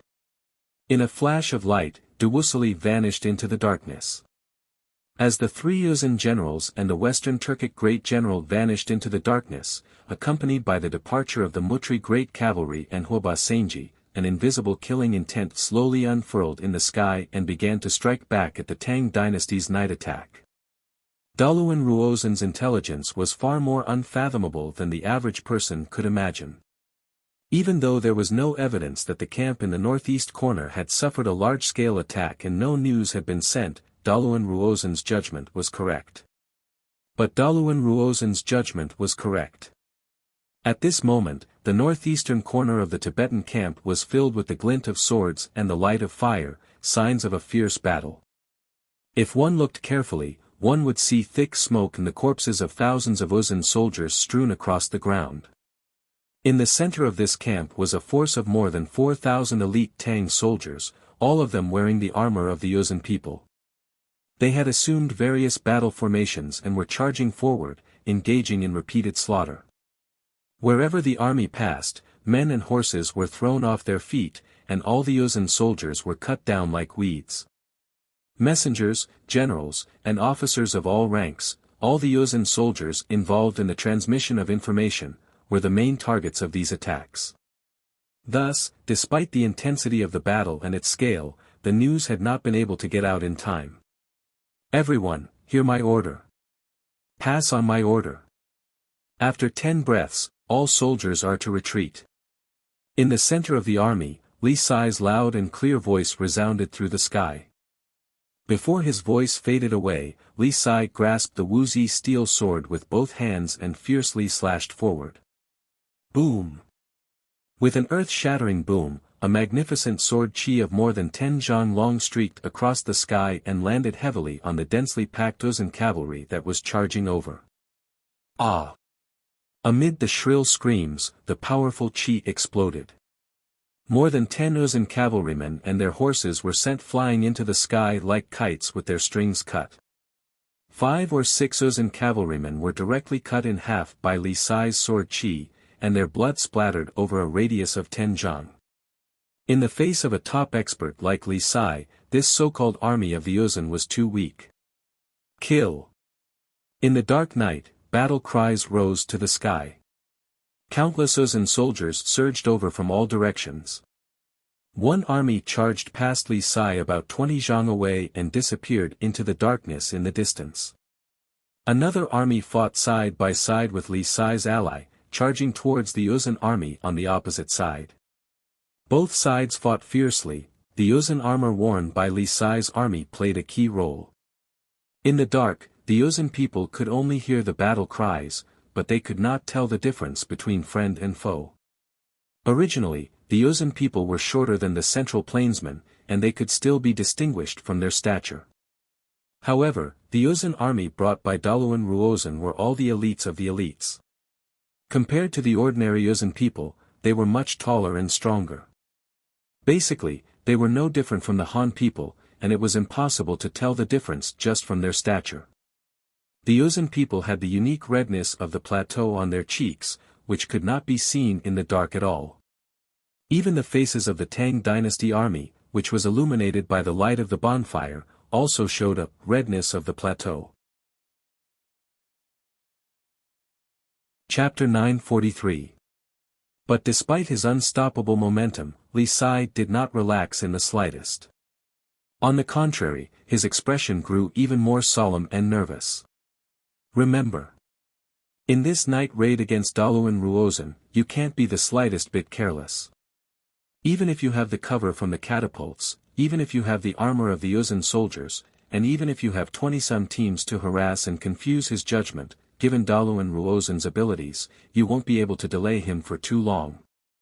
Moreover, the Uzun and Western Turks still have 3 great generals. So once the time is up, you must immediately retreat without the slightest hesitation. As the winds howled around him, Li Sai recalled the words Wang Chong had repeatedly warned him before the operation. In a battle between experts, every second mattered, and between top-class strategists like Wang Chong and Daluan Ruozan, every second could mean a completely different result. A battle of wits and schemes was different from a battle of martial arts. There was no smoke of gunpowder, no fierce glints of swords, but it was far more dangerous. In a battle of martial arts, whether one won or lost, the most casualties would be one person, perhaps several dozen or even 100. But a battle of wits and schemes would often result in the deaths of thousands, tens of thousands, or even millions. This was something that no martial arts could compare to. In this battle of wits and schemes, not even a general like Li Sai could interfere. All he could do was faithfully and perfectly carry out Wang Chang's every step and decision. Nay. Warhorses neighed as Li Sai led his army through the Uzun camp. In a few short moments, wave after wave of Uzun soldiers fell to the iron hooves of the Tang dynasty. But when the battle was at its most intense, Li Sai glanced at the sky and immediately gave an order. Retreat! With a loud roar, more than 4,000 elites of the Tang dynasty, as well as more than 20 squads scattered in different parts of the Uzun camp, seemed to have sensed something in advance. Abruptly, they pulled the reins and rushed towards the second defense line of the Tang dynasty. This action was so sudden that the Uzun people behind them were all dumbstruck, and none of them could say a word. After him. A moment later, these people finally reacted and chased after him. Cutting formation. However, in the distance, Li Sai and the others seemed to have expected this. With a cutting formation, they turned around and killed all the Uzun people who were chasing after them. Only then did they continue to retreat to the Tang dynasty's camp. Boom! Almost not long after Li Sai and the others left, smoke and dust billowed, and an army wearing gold and red armors flew out of the flames. Damn it! I was a step too late. Huoba Senji clenched his fists and clenched his teeth as he stared in the direction of the Tang army's retreat. Following Daluan Ruozan's orders, he had done his best to circle around and charge over, but the Tang people had apparently predicted this and retreated first. This made Hwaba Senji feel like he had punched nothing but air, and his heart ached. "Milord, what do we do?" a Mutri great horseman asked. Hwaba Senji said nothing, a pensive look in his eyes. According to Daluan Ruozen's plans, they should have been engaged in fierce battle with the enemy, but there was no doubt that Daluan Ruozen's calculations had been off, and he needed to make a decision for himself. Buzz! Just as he was deep in thought, a strange feeling suddenly appeared in his heart. Hwaba Senji suddenly turned his head, only to see an enormous aura rapidly approaching from the northwest. Before the person had even gotten close, an astonishing howl had already entered everyone's ears like rolling thunder. This is, the celestial wolf great general of the Western Turks. Hwaba Senji's pupils constricted in recognition. But Dewusili clearly did not notice them. With a howl, he and his horse shot past the Mutri great cavalry like a bolt of lightning, vanishing into the darkness. "Where do you think you're going?" In the distance, they could still hear Dewusili's furious roar. "Let's go. Let's pursue him together." Hwaba Senji's eyes flashed as he quickly came up with an idea. More than 5,000 Mutri great iron cavalry gave chase as fast as lightning. "General! What do we do?" "It's the celestial wolf great general of the Western Turks," a Wuxiang horseman suddenly said, a nervous look in his eyes. Dewusili's shout could be heard even from a great distance. More importantly, everyone could sense the powerful storm of energy coming from Dewusili's body, rapidly advancing like a bolt of lightning. At this speed, it would only take a few moments for Dewusili to catch up. For a top-class imperial great general to charge into their ranks would be an unimaginable disaster. "There's no need to worry." Li Sai only smiled, his expression relaxed. Marquis predicted all of this. "Everyone, proceed according to the plan." Before his voice faded away, Li Sai suddenly squeezed the horse's abdomen and accelerated forward. "Humph! Do you think you can escape?" Behind him, Dewusili rode his mighty Turkic steed through the darkness, his eyes blazing with a fierce light. If one looked carefully, one would see that his eyes were bursting with rage. Dewusili had set off right behind Hwaba Senji, but unlike Hwaba Senji, Dewusili did not need to take a roundabout route. With his great general strength, he should have been able to get there first, but reality was the complete opposite. When Dewusili emerged from the Yuzhan commander's tent, he saw that his camp was ablaze. At some point, Wang Chang's catapult square had targeted his Western Turkic camp, and all sorts of information was being sent to him. He had even received news that the Yuzhan had attacked his camp and that the two sides had even begun to fight. Although Dewusili was in a hurry to deal with the Tang raiding in the night, he could not remain indifferent to this sort of news. But by the time he got there, all the stone catapults had vanished, and all the urgent reports had vanished. All that was left was the news of the conflict between the Western Turks and the Tibetans. Dewusili immediately felt like he had been made a fool of. As one of the best great generals of the Western Turkic Khaganate, Dewusili had never suffered such a humiliation, which was why he had come out in such a furious manner. "No matter where you run, only death awaits you." Dewusili's killing intent surged into the heavens. To Dewusili, exterminating this Tang dynasty army of 4,000 to 5,000 was as easy as turning over his hand. But as Dewusili was galloping forward, the 4,000 to 5,000 Tang dynasty cavalry suddenly scattered like birds and beasts. Dewusili's heart skipped a beat. He had never imagined that the Tang raiding army would use this sort of method to scatter and flee in every direction. A single target had instantly become several thousand. Even a great general like Dewusili couldn't help but feel his hair stand on end. Damn it! Dewusili clenched his fists, his entire body about to go crazy with rage. For a moment, he actually didn't know what to do. But soon, Dewusili's eyes flashed with cold light as he chose a tall figure in front of him. "I'll kill you first, and then I'll kill the others."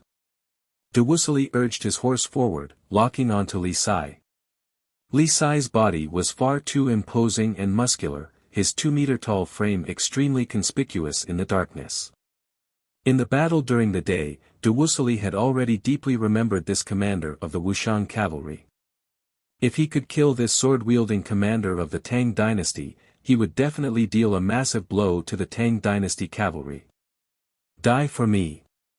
With a fierce roar, de Wuxia leaped into the air, man and horse using the celestial wolf's divine procession. From a distance, de Wuxia was like a shooting star, pursuing Li Sai with astonishing speed. Even though Li Sai was the commander of the Wuxian cavalry, there was still a massive gap between him and a top-class imperial great general like Celestial Wolf Great General de Wuxia. Boom! Before even arriving, de Wuxia slashed out with his hand, unleashing a magnificent sword chi more than 100 feet long. Even Li Sai paled in comparison to the power of this attack. Not good. As Li Sai rode on his Fergana horse, he sensed the sharp and fierce energy behind him, and his heart sank. At this moment, Li Sai suddenly sensed an intense aura of death. He had been galloping as fast as he could, but he hadn't expected de Wuxia to be even more brilliant than he had expected. The sharpness and speed of this attack made it impossible for him to dodge. However, right when Li Sai was overwhelmed with shock and closed his eyes to await his death, a faint voice suddenly resounded in the night sky, and it revealed a mocking tone. Celestial Wolf Great General, I've been waiting for you for a long time. An enormous energy erupted from nowhere, and before Li Sai could react, a terrifying sword chi at the peak of the Saint Martial realm swept past Li Sai and collided with de Wuxia. Rumble! There was a heaven-shaking boom as endless rays of light and sword chi swept through the surroundings, accompanied by fierce gales. Two supreme great generals had collided in the wilderness, and even Li Sai couldn't help but be alarmed by this terrifying collision. Gao Xianji. A thought flitted through Li Sai's mind. In the entire northwest of the Tang dynasty, the only person who could single-handedly contend against a great general like de Wuxia was probably Gao Xianji. Damn it! It's you! Chapter 944. The timing of Gao Xianji's appearance had been far too coincidental. From the past until now, de Wuxia had felt like he was being held back at every turn. Although his opponent had been different each time, de Wuxia had always been able to faintly see the same face behind each incident. Whenever he thought of that young figure, de Wuxia couldn't help but feel vexed. Martial strength and intelligence, two completely different strengths, were clashing in a different way, and in this clash, de Wuxia was unquestionably at a disadvantage. De Wuxia, for better or worse, you're still the Erkin of the Western Turks, one of the elite great generals of Mount Sanmi. Don't you think it's beneath your dignity to chase down a general like this? Gao Xianji stood in the darkness, his sword in one hand and a mocking smile on his face. Gao Xianji, I won't waste my breath. Since you've appeared, I can't be bothered to continue chasing. Let's meet on the battlefield. De Wuxia suppressed the killing intent in his heart, gave a vicious glare, and then galloped off. Battles between great generals were often extremely costly and time-consuming. Since Gao Xianji had appeared, de Wuxia understood that there was no need to continue fighting. Showing no desire to fight, he quickly vanished into the night. Gao Xianji quietly stood there with a smile on his lips. He made no attempt to stop de Wuxia as he vanished into the distance. Milord, it really was as Wang Chong predicted. The great general sent by Daluan Ruozhen truly was de Wuxia. Not long after de Wuxia left, a voice came from behind him. Qing Qinli, the vice protector general of the Anxi Protectorate Army, strode forward, his hand pressed to the sword at his waist. Huishu Wizong and Dusong Mangpoj are both great generals of the Uzan and are inextricably linked to Daluan Ruozhen. Their every move is under Daluan Ruozhen's control. Of the entire Uzan and Western Turkic army, only de Wuxia can chase them out. Gao Xianji faintly smiled. Gao Xianji was an extremely formidable great general in the art of war, and in terms of tactics, he was very similar to Wang Chong. But it was precisely because of this that Gao Xianji felt an increasing appreciation for Wang Chong, a feeling that he regretted not having met him earlier. Gao Xianji had never imagined that the Tang dynasty would have such a person. If he had known about this person, he would have used his status as Anxi Protector General to recruit him to the western regions. If the two of them worked together, the western regions would have been far different from its current state. Let's go. By leaving the camp, we've already given them enough time and opportunity. The Arabs should have already begun their attack. Gao Xianji faintly smiled, and as he spoke, he slowly turned around and began to walk toward the other side of Talas. If one wanted to deal with something, one had to first take it. He had not appeared here just to stop the Wuxia. If one wanted to bait a fish, one had to first give it bait.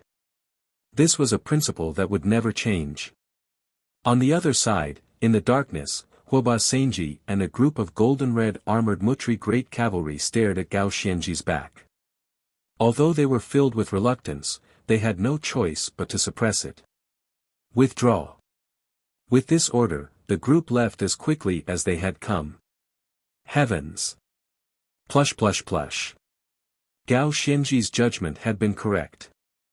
Back in time, when Gao Xianji had been resisting the Wuxia, arrows had shot out of the darkness, each of them striking the furnaces and torches behind the first defense line. Pang, pang, pang. There was a series of light explosions, and a burst of stellar energy erupted from the arrows. With a flash of light, the torches were all extinguished, and the originally bright first line of defense was instantly plunged into darkness. Careful! Enemy attack! In the darkness, the Tang dynasty soldiers behind the second defense line immediately reacted. The vigilant soldier had barely finished speaking when an arrow shot out like a viper, piercing through his neck. The throat of the vigilant Tang dynasty soldier gurgled, and his eyes went wide as he toppled to the ground. Clang clang clang. In a flash of cold light, the Tang dynasty soldiers behind the first defense line began to pull out their swords and sabers, their muscles bulging as they nervously looked beyond the walls. Shield men, defend! Use the large shields to block the gap. A voice rang out in the darkness, and the training of the Tang dynasty began to show at this moment. Even though they did not know how many soldiers the other side had or what kind of soldiers they had, the Tang dynasty generals behind the defense line quickly made the correct response. In a flash, the shield men of the Tang dynasty charged toward the gap, the shields in their hands the height of a man slamming down on the gap. At the same time, they leaned forward and took up a defensive stance.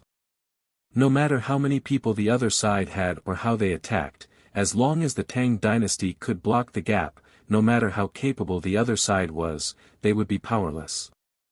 But while the Tang dynasty had reacted quickly, the enemy in the darkness had reacted even faster. Neigh! The neighing of a warhorse resounded through the night sky, breaking the silence of the night. In the darkness, a series of earth-shattering roars resounded like landslides and tsunamis. It was unknown how many enemies were approaching the first line of defense. They had been lying in ambush here for an unknown period of time. Only now did they erupt and launch a fierce attack. Kill them! Everyone, charge with me! Anyone who disobeys will die. Kill all these Tang people! Rumble! Gales buffeted the steel walls, and in the blink of an eye, thousands of Arab cavalry charged out of the darkness, their eyes bright and fierce. Plush plush. In front of these Arab cavalry, countless arrows rained down like a swarm of locusts. In a flash, countless Tang dynasty soldiers had been shot to the ground. Accompanying this volley of arrows was the attack of the Arab cavalry. Boom! Two huge horseshoes appeared in the darkness and heavily crashed onto a huge heavy shield at the gap with a thunderous momentum. The heavy horseshoes and the heavy infantry shields collided fiercely, causing a heavy metal boom that reverberated in the air above the first defense line, which was so loud that it seemed to break people's eardrums. With a groan, the Tang dynasty shield man behind the heavy shields paled and blood trickled from the corner of his mouth, but he had managed to endure this heavy blow. But before he could even catch his breath, a second pair of hooves slammed into the infantry shields, and then a third, a fourth, 5 of the sturdiest Arab warhorses slammed into the heavy shields of the Tang infantrymen. Not even the seasoned Arab infantrymen could stop this enormous force. Boom! The Tang infantryman was sent flying along with his shield. The Arab cavalry in the rear swiftly surged forward. Kill! Arab roars shook the heavens. The Arabs had prepared for this ambush for a long time. Whether it was the initial volley of arrows or the cavalry, they were both swift and fierce. Boom boom boom. In a few short moments, countless Arab cavalry had crossed the steel walls and charged into the Tang dynasty positions. Stop them. Light the fires. Even in the face of this chaos, the Tang dynasty generals did not lose their composure. Whoosh! In the distance, outside the range of the battle, torches were thrown over. The nearby reinforcements quickly prepared themselves, and in a few short moments, hundreds of torches had been thrown over the battlefield. In the light of the torches, the savage figures of the Arab horsemen could be seen. Up! With a roar, the Tang dynasty soldiers charged at the Arab cavalry, none of them panicking. However, before the surrounding reinforcements could rush over, another wave of unexpected changes occurred, the With a shrill whistle, a dazzling white arc of light like a bright moon crossed the first defense line, cutting through the necks of the first and second Tang dynasty infantrymen and flying through the ranks of the Arab soldiers behind the defense line. Another arc of light whistled through the air, followed by a second, a third. In a few short moments, countless arcs of light had emerged from the darkness and recklessly danced through the ranks of the Tang dynasty soldiers. With each arc of light, a Tang dynasty soldier would fall into a pool of blood. These hundreds of arcs of light were both fast and accurate, creating a bloody dance of death in the ranks of the Tang dynasty soldiers. Clang! A Tang dynasty soldier pulled out his sword, and a fierce white sword light flashed through the air, striking the arc of light in the air. With a clang, the arc of light turned, and not only did it not slow down, it actually accelerated and slashed at another Tang dynasty soldier. With a swish, there was a flash of white light and a splash of blood. The soldier behind the defense line immediately fell to the ground, motionless. How could this be? What's going on here? Everyone, careful. It's the scimitars of Arabia. There's something strange about their scimitars. The orderly ranks of the Tang dynasty soldiers behind the first defense line instantly fell into chaos. These dazzling arcs of light had come too quickly and too suddenly, and they were too small, making them too difficult to defend against. In just a few moments, the unprepared Tang dynasty soldiers had suffered grievous losses. Die. On this continent, no one can stop my wings of death. In the distance, more than 300 zhang from the first defense line, a stalwart warhorse stood in the darkness. Mounted upon this horse was the fierce Arab general Nerman, a savage smile on his face. The screams of the fallen Tang dynasty soldiers were the most beautiful music in the world to him. Come, come. The more of you come, the more people will die. Nerman looked into the distance, his eyes squinting, bursting with the crazed and excited light of a wild beast. Chapter 945. The scimitars used by these soldiers were different from the scimitars used by Arab cavalry. They were extremely thin, only a third of the thickness of an Arab scimitar, but they were far sharper. More importantly, these scimitars had no hilts, requiring a special method to shoot them. Moreover, the scimitars spiraled through the air, signifying that they possessed incredible lethality that could not be blocked. This was how Nerman's Deathwing team had gained its name. Wherever they went, there would be blood and death, as well as countless opponents who would be scared out of their wits. But this powerful force was useless in a regular battle during the day. This was because the range of these special scimitars was very short, far inferior to bows, ballistae, and ballistae. Nerman's Deathwing team wouldn't even have a chance to get close before being swept clean. Thus, Nerman's force had always been the last. In the battle during the day, countless Arab cavalry had fallen to the blades of the Tang army. Nerman watched from a distance, wondering how long he had been waiting for this moment of vengeance. As he watched the Tang dynasty soldiers fall like straw, Nerman felt every cell in his body relax with an indescribable joy. Umar was dead, Amur had been defeated, and even Khalid's Iron Beast army had suffered grievous losses. In the end, all this proved that Nerman and his Deathwing army were the most elite force of the Arab East under the governor's command. Even the most formidable Tang people could only tremble and wail under his scimitars. And this time, he had chosen a very special area of attack. It was far from the gates of Talas, at the very back of the first defense line. Even if the Tang dynasty wanted to reinforce them, they would need some time. Retreat! Don't you dare retreat! A voice came from the distance. In the face of this dreadful attack, someone had finally made a wise decision. The Arab attacks were not scary, but those thin, handleless scimitars were far too frightening. There were no weapons that could stop them. The more they attacked these scimitars, the faster they would become, and the more destructive they would be, the more casualties there would be.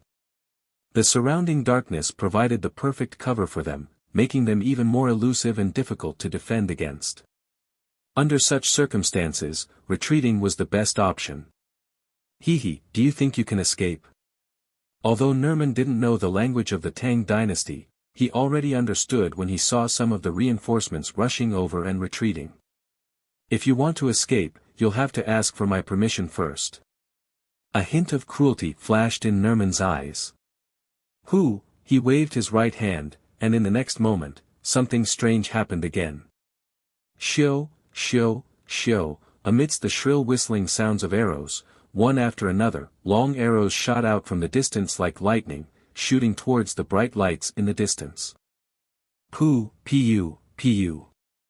As the arrows flew past, the flames were extinguished once again, and darkness descended. Shio, there was an ear-piercing whistle, and a dazzling arc of light descended at an astonishing speed. In the darkness, it was impossible to distinguish what was going on. Only shrill screams could be heard. In an instant, more than 10 Tang dynasty soldiers fell to the ground. Kill them!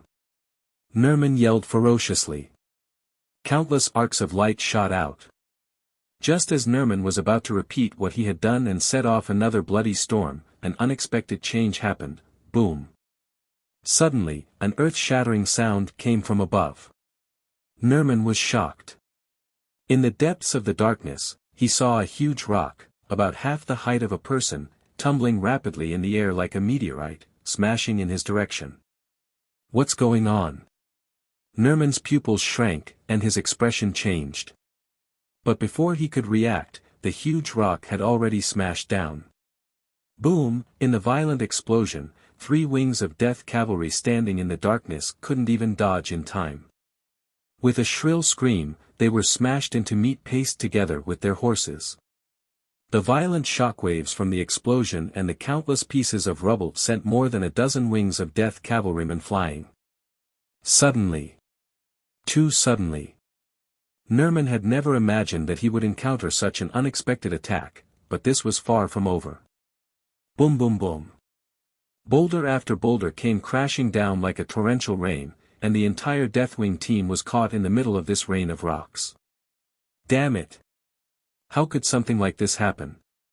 Let alone the wings of death, even Nerman was struck dumb by this wave of attacks. Retreat! Hurry and retreat! Nerman's shrill Arabic voice echoed through the darkness. What had just happened had far surpassed his imagination.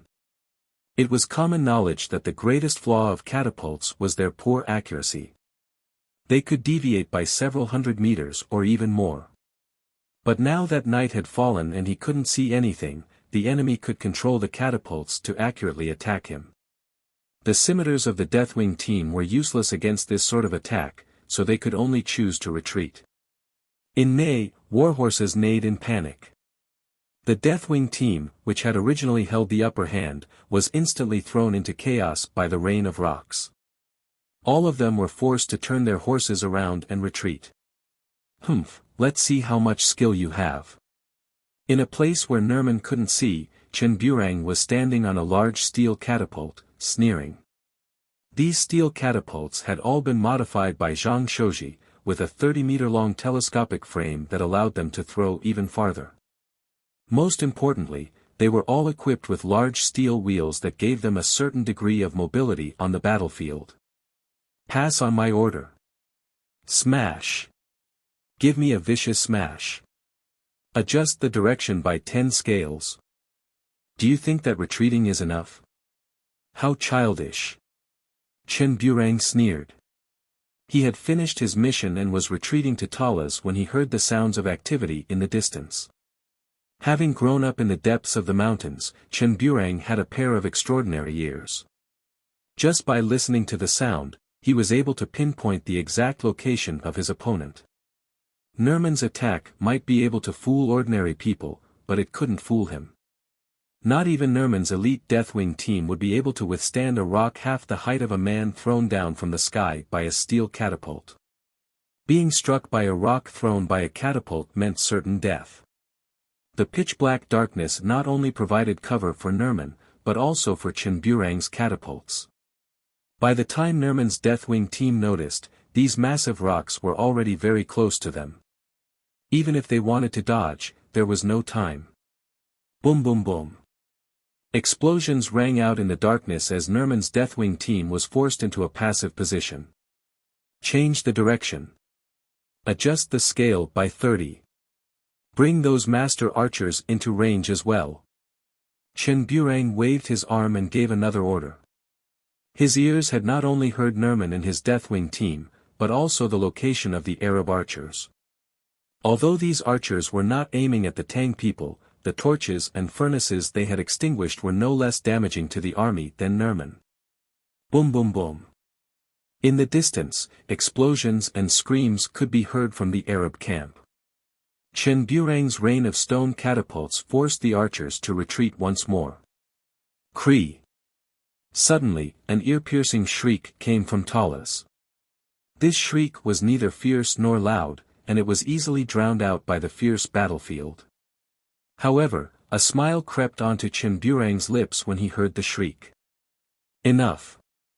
It's enough to teach them a lesson. Everyone, hear my order. Protect the catapults and immediately return to the city. Chen Burang said. But, milord, are we not going to care about those Arabs attacking us? One of Chen Burang's soldiers asked. There's no need. Didn't you hear that cry? Our mission is complete. As for what comes next, Marquis has already made arrangements. Those Arabs are dead for sure. Chen Burang chuckled, a derisive smile on his lips. He had never doubted Master Ho's orders. Since Master Ho did not allow him to intervene and asked him to withdraw, then the matter was settled. Those people would definitely die. Let's go. Massive catapults rumbled through the air as they flew toward the city of Talas. Around them, there were thousands of soldiers guarding them. Damn it! Damn it! Damn it! Nerman's entire body was burning with rage, his lungs about to explode. His Deathwing team's formation had been thrown into disarray by the catapults, and it had lost all of its strength. Everyone, hear my order. Hurry and regroup. After fighting on the continent for so long, Nerman's wings of death had killed countless enemies, creating mountains of corpses and seas of blood. That was how he had earned his current reputation, but he had never encountered such a grievance. No one can force us to this state. Kill for me. For every one of our deaths, I'll make the Tang dynasty pay 10, perhaps even more, to accompany us in death. In the darkness, the sound of hooves could be heard as Nerman quickly gathered his troops and regrouped. Vengeance was a principle in the hearts of all Arabs. Just when Nerman was preparing to launch another counterattack against the Tang people, in a flash of light, a blazing fire arrow shot through the air and struck the ground in front of Nerman. The weak light of the fire illuminated the stunned faces of the Deathwing soldiers. Nerman's heart clenched as he felt an extremely ill foreboding. Chapter 946.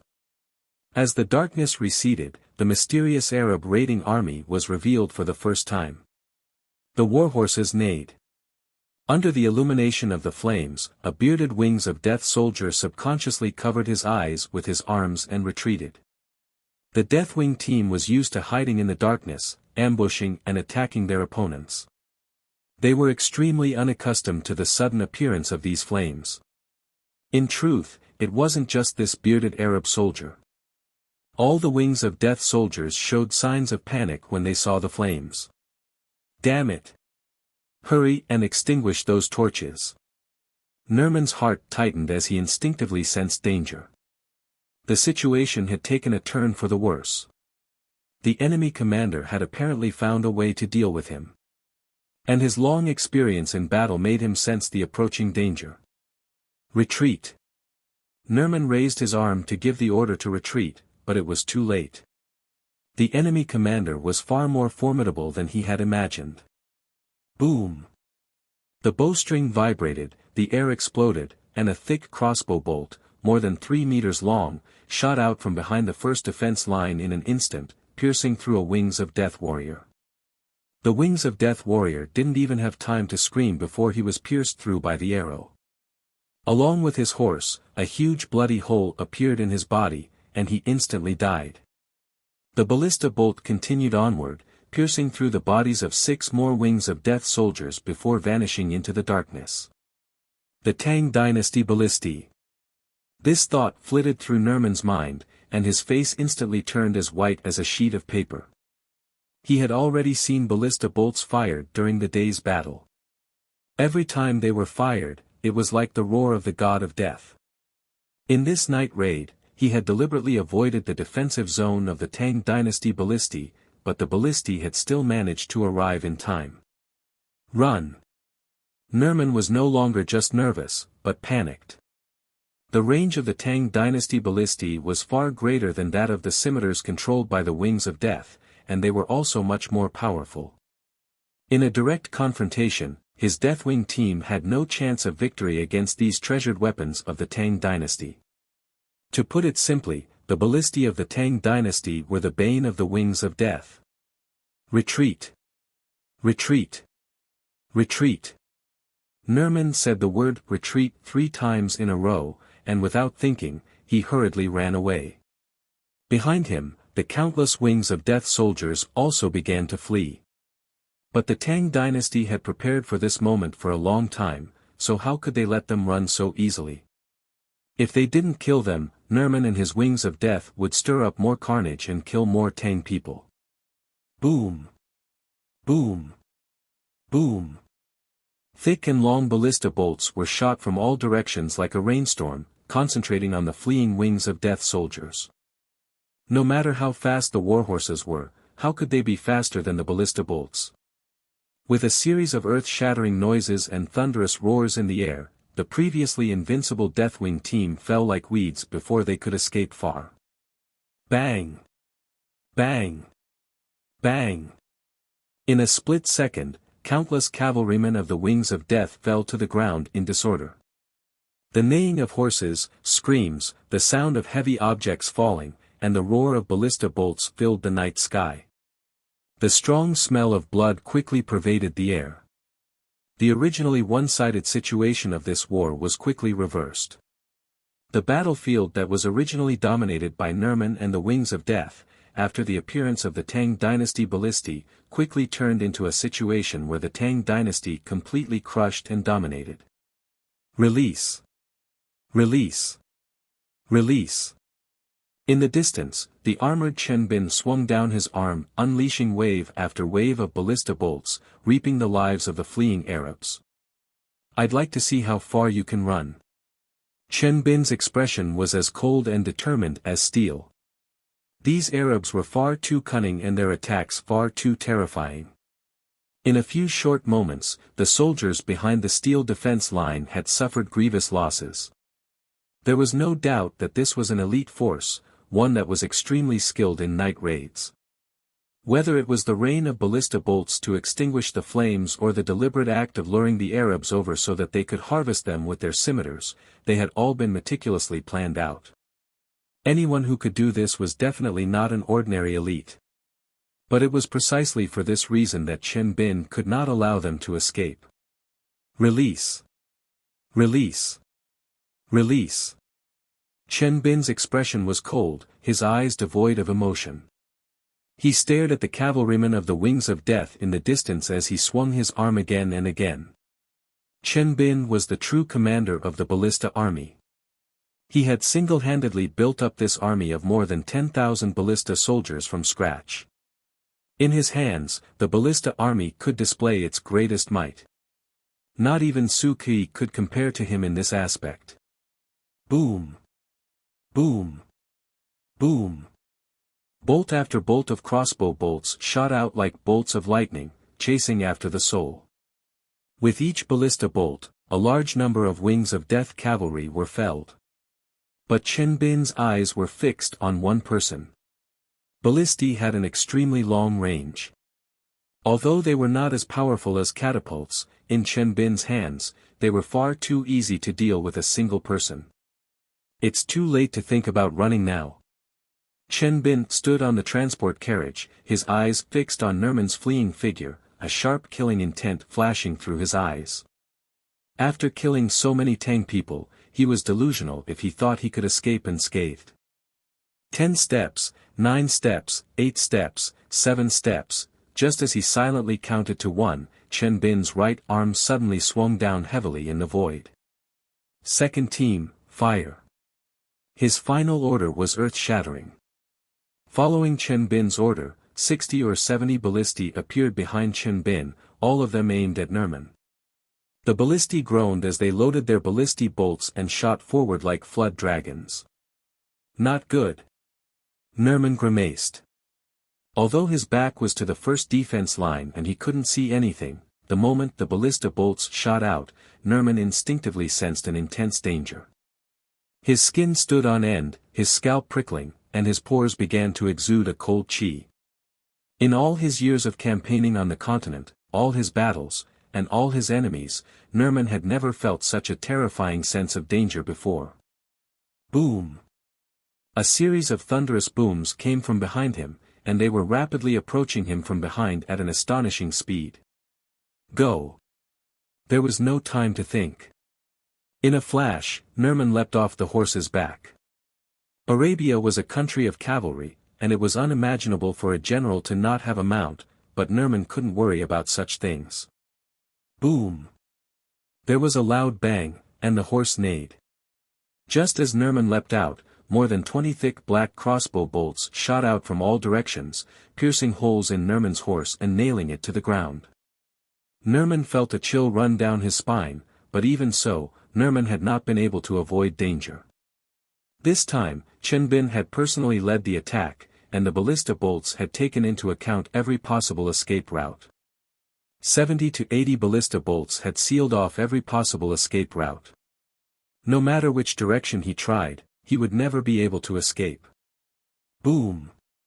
Boom! Boom! Just as Nerman leapt away, at least 17 or 18 crossbow bolts shot at him from behind and smashed into his back.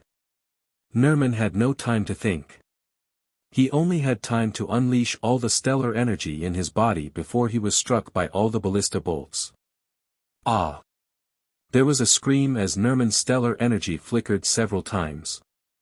Although he had successfully blocked all the ballista bolts, he had still been sent flying by the immense power of the ballista bolts. Phew! Whoosh! Just as Nerman was sent flying, a warhorse neighed in the darkness, and a muscular figure galloped over on a warhorse from afar. Shi Yuanqing of the Tang dynasty is here. Hand over your life. Boom! There was a heaven-shaking boom, and then all was quiet. At almost the same moment that Shi Yuanqing suppressed Nerman, a massive explosion came from the distant Arab camp. Shouts and fighting filled the air as countless Arabs emerged from the blazing flames.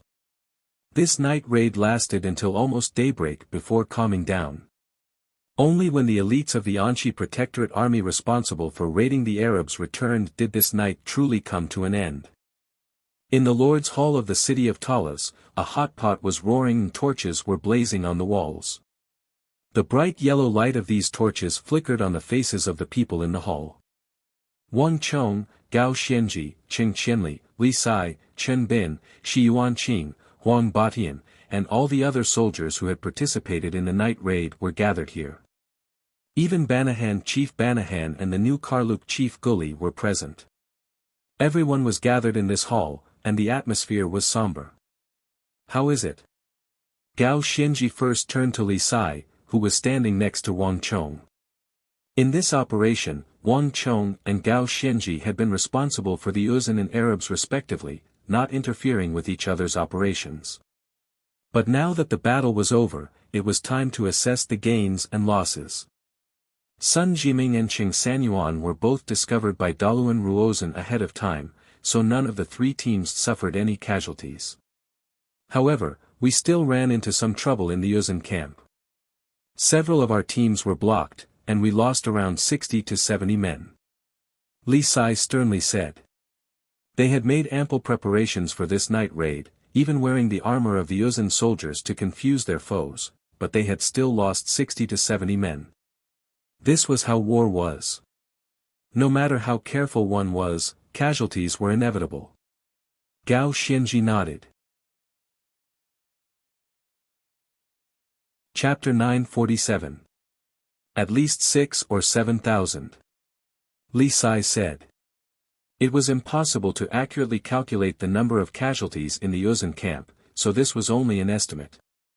But even so, the fact that the 4,000-strong raiding force had managed to kill 6 or 7,000 while only losing 60 to 70 of their own could be considered a great success. Not bad. This means that the Uzan and the Western Turkic Khaganate should only have 60,000 some left, leaving less and less room for Daluan Ruozan to maneuver. I'm confident that from now on, he'll be more and more careful in his movements. Gao Xianji gave a satisfied nod. Wang Chong and Gao Xianji had a very clear goal in this raid against the Uzan. They wanted to effectively kill the enemy's strength and constantly whittle down the number of soldiers under Daluan Ruozan's command. In this aspect, Wang Chong and his raiding force had achieved their goal. What about Lord Gao? Wang Chong asked. Just as Gao Xianji didn't know the exact situation on Wang Chong's side, Wang Chong didn't know what Gao Xianji was doing. Only Gao Xianji and Qing Qianli, the two highest commanders of the Anshi Protectorate army, knew the details, including the casualties. This operation was just as you expected. Abu Muslim really wasn't on his guard. He was too confident, so confident that he believed that with more than 200,000 soldiers, we wouldn't dare to attack him. Thus, this operation was much easier. Gao Xianji smiled at these words. Perhaps it wasn't just that he was too confident, but that he believed that even if we succeeded, it wouldn't have much of an impact on the overall situation, that it wouldn't matter at all. Wang Chong faintly smiled. This isn't about the overall situation. If Abu Muslim really thinks this way, then he's gravely mistaken. Gao Xianji turned his head around and looked at an assistant general behind him. Huai Shun, have the Arab hunting falcons settled down? How many did you get this time? Milord, everything has been arranged. There are a total of 3 hunting falcons. They've all been given to the eagle trainers in the army. The Anshi Deputy General Kong Huaishuan respectfully replied. Are the follow-up measures in place? Will it arouse suspicion? Gao Xianji said. According to Milord's orders, we have already taken care of the corpses of 3 rock eagles that look very similar to Arabian hunting falcons and left them in the Arab camp. All that was left of the rock eagles were minced meat and feathers. They looked very much like hunting falcons. If the Arabs weren't careful, they wouldn't be able to tell. Moreover, the people who raided the camp reported that the Arabs had many hunting falcons. The loss of only 3 hunting falcons shouldn't attract their attention. Kong Huaishuan said sincerely. Kong Huaishuan was also a renowned general of the Anxi Protectorate Army, and he had been tasked with carrying out this night raid. Wang Chong listened on the side and secretly nodded. The primary goal of the Anxi Protectorate Army's mission to the Arab camp was not to kill the Arabs, but to capture the fierce Arabian hunting falcons. Daluan Ruozan used these ferocious Arabian hunting falcons to communicate with the Arabs. If they could successfully steal these Arabian hunting falcons, they could cut off the communication between the Arabs and Daluan Ruozan. But there's another problem. The Arabian hunting falcons have fierce temperaments. They've been screaming ever since they returned from the Arab camp. Our men have done everything we can to quiet them down. Moreover, they're not willing to eat the meat we feed them. Kong Huaishuan said. If the hunting falcons couldn't be tamed, they couldn't be used. Even capturing them would be useless. This problem is easy to solve.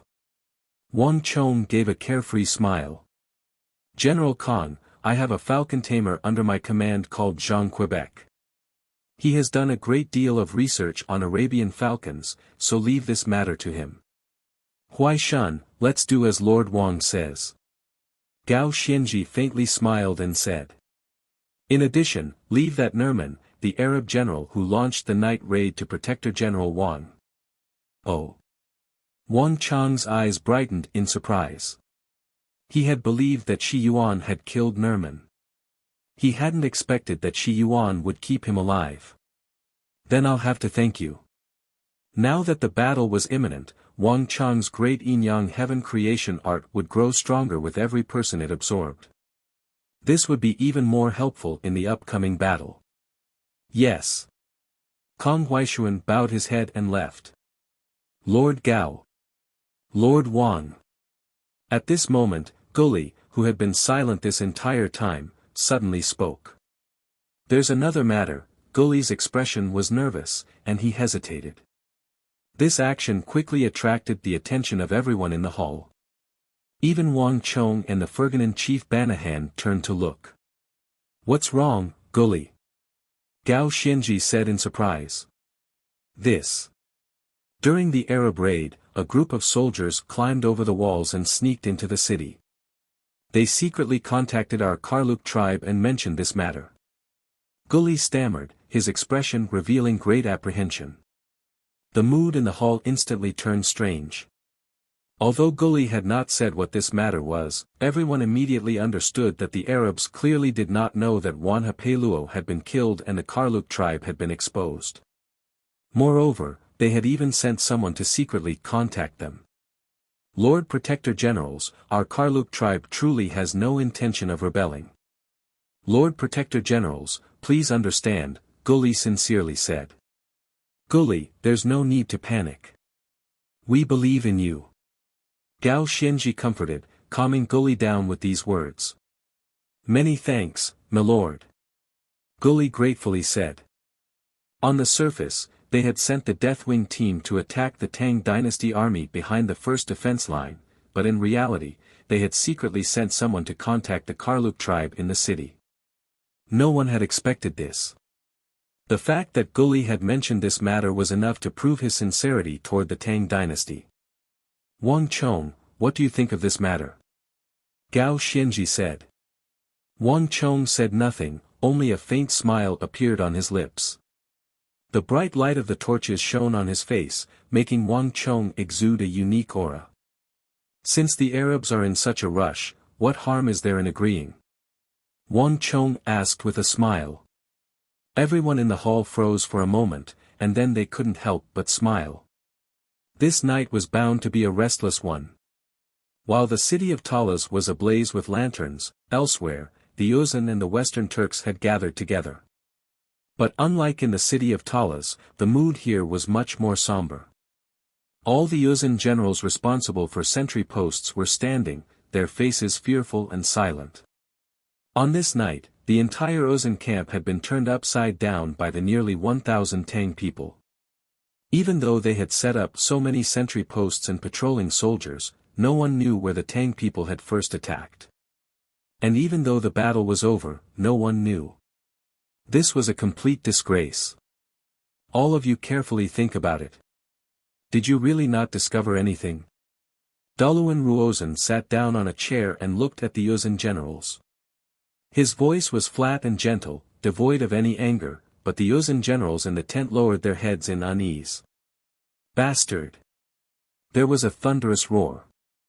While Daluan Ruozan was not angry, Wuxia Wuzong could not help but explode. On this night, all of Yusang had been toyed with in the palm of Wang Chang's hand. No one had been able to answer even a simple question, causing Wuxia Huizong's rage to erupt. Wuxia, you can't blame them for this. That person isn't someone they can fight against. He planned for so long before taking action, so he must have made thorough preparations. He wouldn't have left us too many clues. Daluan Ruozan comforted. He had never been an impatient person, but his slightly furrowed brow betrayed his thoughts. It was clear that he, like Wuxia Wuzong, also found it difficult to let go of this matter. It wasn't that Uzan couldn't fail, but it couldn't fail without knowing how. Prime Minister. At this moment, a series of hurried footsteps came from outside the tent. The curtain was lifted, and an Uzan orderly with a machete on his waist barged in from outside. As soon as he saw them, he immediately knelt on one knee. We were patrolling outside and found something. It seems to be left behind by the Tang people. What is it? Daluan Ruozan raised his eyebrows and said. At the same time, the others also looked over. It's some wolf skins. The orderly said while kneeling on the ground. Buzz. As soon as he said that, Wuxia Wuzong and the others did not react, but Daluan Ruozan was shocked. In a flash, countless thoughts flashed through his mind.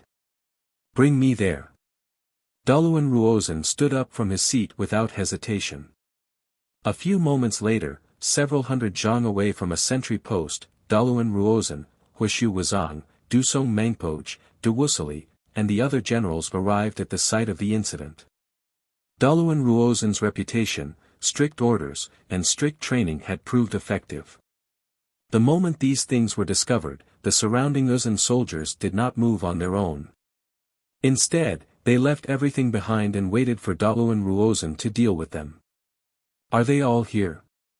Daluan Ruozan asked. His brow was tightly furrowed as he stared at the massive wolf skins on the ground, his expression very unsightly. Around him, Wuxia Wuzong and Dusong Mangpoj also had unsightly expressions. Even Wuxia had the same expression.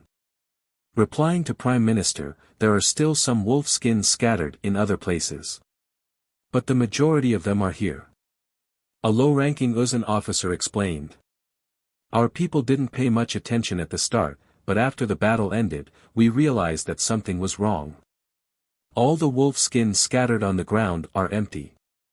There's no bone, no flesh, not even a drop of blood. They've all been cleaned up. This isn't normal at all. Chapter 948. This bastard. The first to speak was not Daluan Ruozan, Wuxia Wuzong, or Dusong Mangpoj, but Wuxia, who had little to do with this night raid. No matter how slow he was, he could still understand that in this night battle, they had been completely tricked by that boy of the Tang dynasty called Wang Chong. Moreover, if his guess was right, the method he had used for this sneak attack was probably related to the Turks. Ha! With a long sigh, Daluan Ruozan looked at the wolf pelts on the ground, an indescribable feeling in his heart. This battle had been going on for most of the night, and he had been in a daze the entire time, unable to understand what had happened. But at this moment, when he saw the discarded wolf pelts, Daluan Ruozan suddenly understood. I've lost. I had predicted the beginning of this operation, but I didn't expect it to end. I didn't think that he would even be able to use the beasts brought by Great General Wuxia. I wholeheartedly accept my loss this time. Wuxia Wuzong couldn't bear to hear these words. Prime Minister, the truth still hasn't come to light. Perhaps these wolf pelts have nothing to do with the Tang dynasty, and it was just a coincidence. Wuxia Wuzong consoled. Ha! Do you still not understand? Daluan Ruozan shook his head and stopped Huishu Wuzong. Once he successfully infiltrated this place, he could have taken these wolf pelts with him. The reason he left them here was to make me understand his method of victory. He wanted to use this method to strike a blow at me. The matter was already clear. Daluan Ruozan had spent so much effort, setting up so many sentries and patrols, and had even laid down secret signals, warning his subordinates to be certain of any allies before allowing them to approach, but all of these methods had failed. Daluan Ruozan had only thought of guarding against people, but he hadn't thought that he would have to guard against wolves as well. Not even if he was beaten to death could he have imagined that Wang Chong would have his several thousand soldiers disguise themselves as Western Turkic wolves and infiltrate his camp. He wholeheartedly accepted his loss in this battle. He's just a cowardly and shameless bandit. Why did the Prime Minister make him sound so powerful? Dewusili gritted his teeth. At this moment, the one who was the most embarrassed was none other than him. These giant green wolves were brought over by him from the grassland. The Turks had as many of these wolves as they wanted, so he wouldn't feel any heartache if they died. He had brought these giant wolves here to restrain the Tang dynasty. But Dewusili had never imagined that in the end, these giant wolves would be used by Wang Chong as a crucial weapon against Daluan Ruozan. Dewusili was the Erkin of the Western Turkic Khaganate, one of the best imperial great generals. How could Dewusili possibly endure being toyed with by a nameless Tang dynasty youth? Daluan Ruozan said nothing, and neither did the others. They naturally understood what Dewusili was thinking, but they couldn't blame him at a time like this. It could only be said that when the righteous rose 1 foot, the evil rose 10. Wang Chong's methods were far too strange and unfathomable. Even someone like Daluan Ruozan would find it difficult to deal with this sort of person. Clouden Gongbu, how many people did we lose in this night raid? Daluan Ruozan suddenly asked. Nearly 7,000. One of the stalwart generals at Daluan Ruozan's side loudly said. Daluan Ruozan said nothing, but the air around him had become extremely heavy. On the side, Huishu Wuzong's brow was deeply furrowed. 7,000 casualties were insignificant on the scale of a major campaign. Even for a night raid, it wasn't much. But for the army of the Uzan and Western Turks, which only had 6,000 to 7,000 soldiers and was severely lacking in manpower, this was undoubtedly a massive blow. He's coming for our soldiers. Huishu Wuzong suddenly said. As a great general of the Uzan Empire, Huishu Wuzong instantly understood his strategic intentions. If everything goes as expected, he will continue to attack us in the future, making us his primary target. The fewer soldiers we have, the more restrained we will be, and the less of a threat we will be able to pose to him. In the end, the ones who will be stuck between a rock and a hard place won't be him, but us. Moreover, whether we know it or not, whether we're willing or unwilling, we can't change this fact. In truth, starting from yesterday's battle, we've already fallen into his rhythm. Huishu Wuzong's face was fraught with worry. If the sneak attack from before was still a conspiracy, then now, it had become a secret plot, a conspiracy, an open plot. Daluan Ruozan was correct. Wang Chong had intentionally left behind the wolf skin to have them discover him. Not only that, everything that was happening now was exactly what he wanted to see. But to his dismay, even though he understood his opponent's intentions, not only was he unable to mount an effective counterattack, he was even more restrained. This was a psychological attack, as well as another kind of overt plot. No, this battle hasn't fallen into his rhythm, nor is it up to him to decide. Daluan Ruozan suddenly said. Huishu Wuzong, has Abu Sangji still not returned? No. Huishu Wuzong shook his head. It had been a long time since Abu Sangji's raiding party had set out, and they had been completely routed by the Tang people. Even though they had sent many soldiers, very few had returned, and Abu Sangji himself was nowhere to be found. Some said that he had returned long ago, others said that he had been killed by the Tang people. In short, the entire army was in a state of confusion. But Daluan Ruozan still had a sliver of hope in Abu Sangji, hoping that he would be able to wait for his return. It seems like Abu Sangji really is dead. A hint of sorrow appeared in Daluan Ruozan's eyes. Abu Sangji was a valiant general of the Yarlung royal lineage.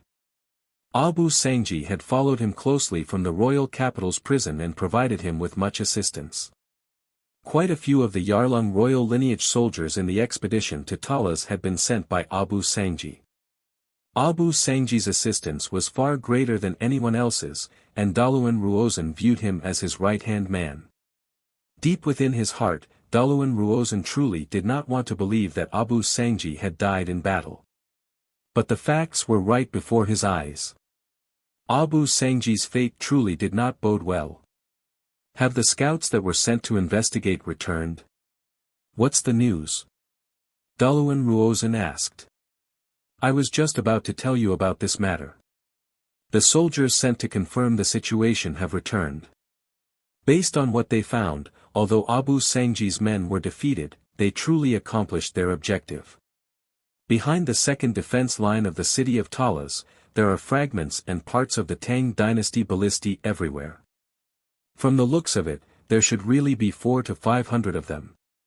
Those soldiers who managed to escape weren't lying. If we didn't count Abu Sangji's death, this operation could truly be considered a great success. Huishu Wizong solemnly said. Very good.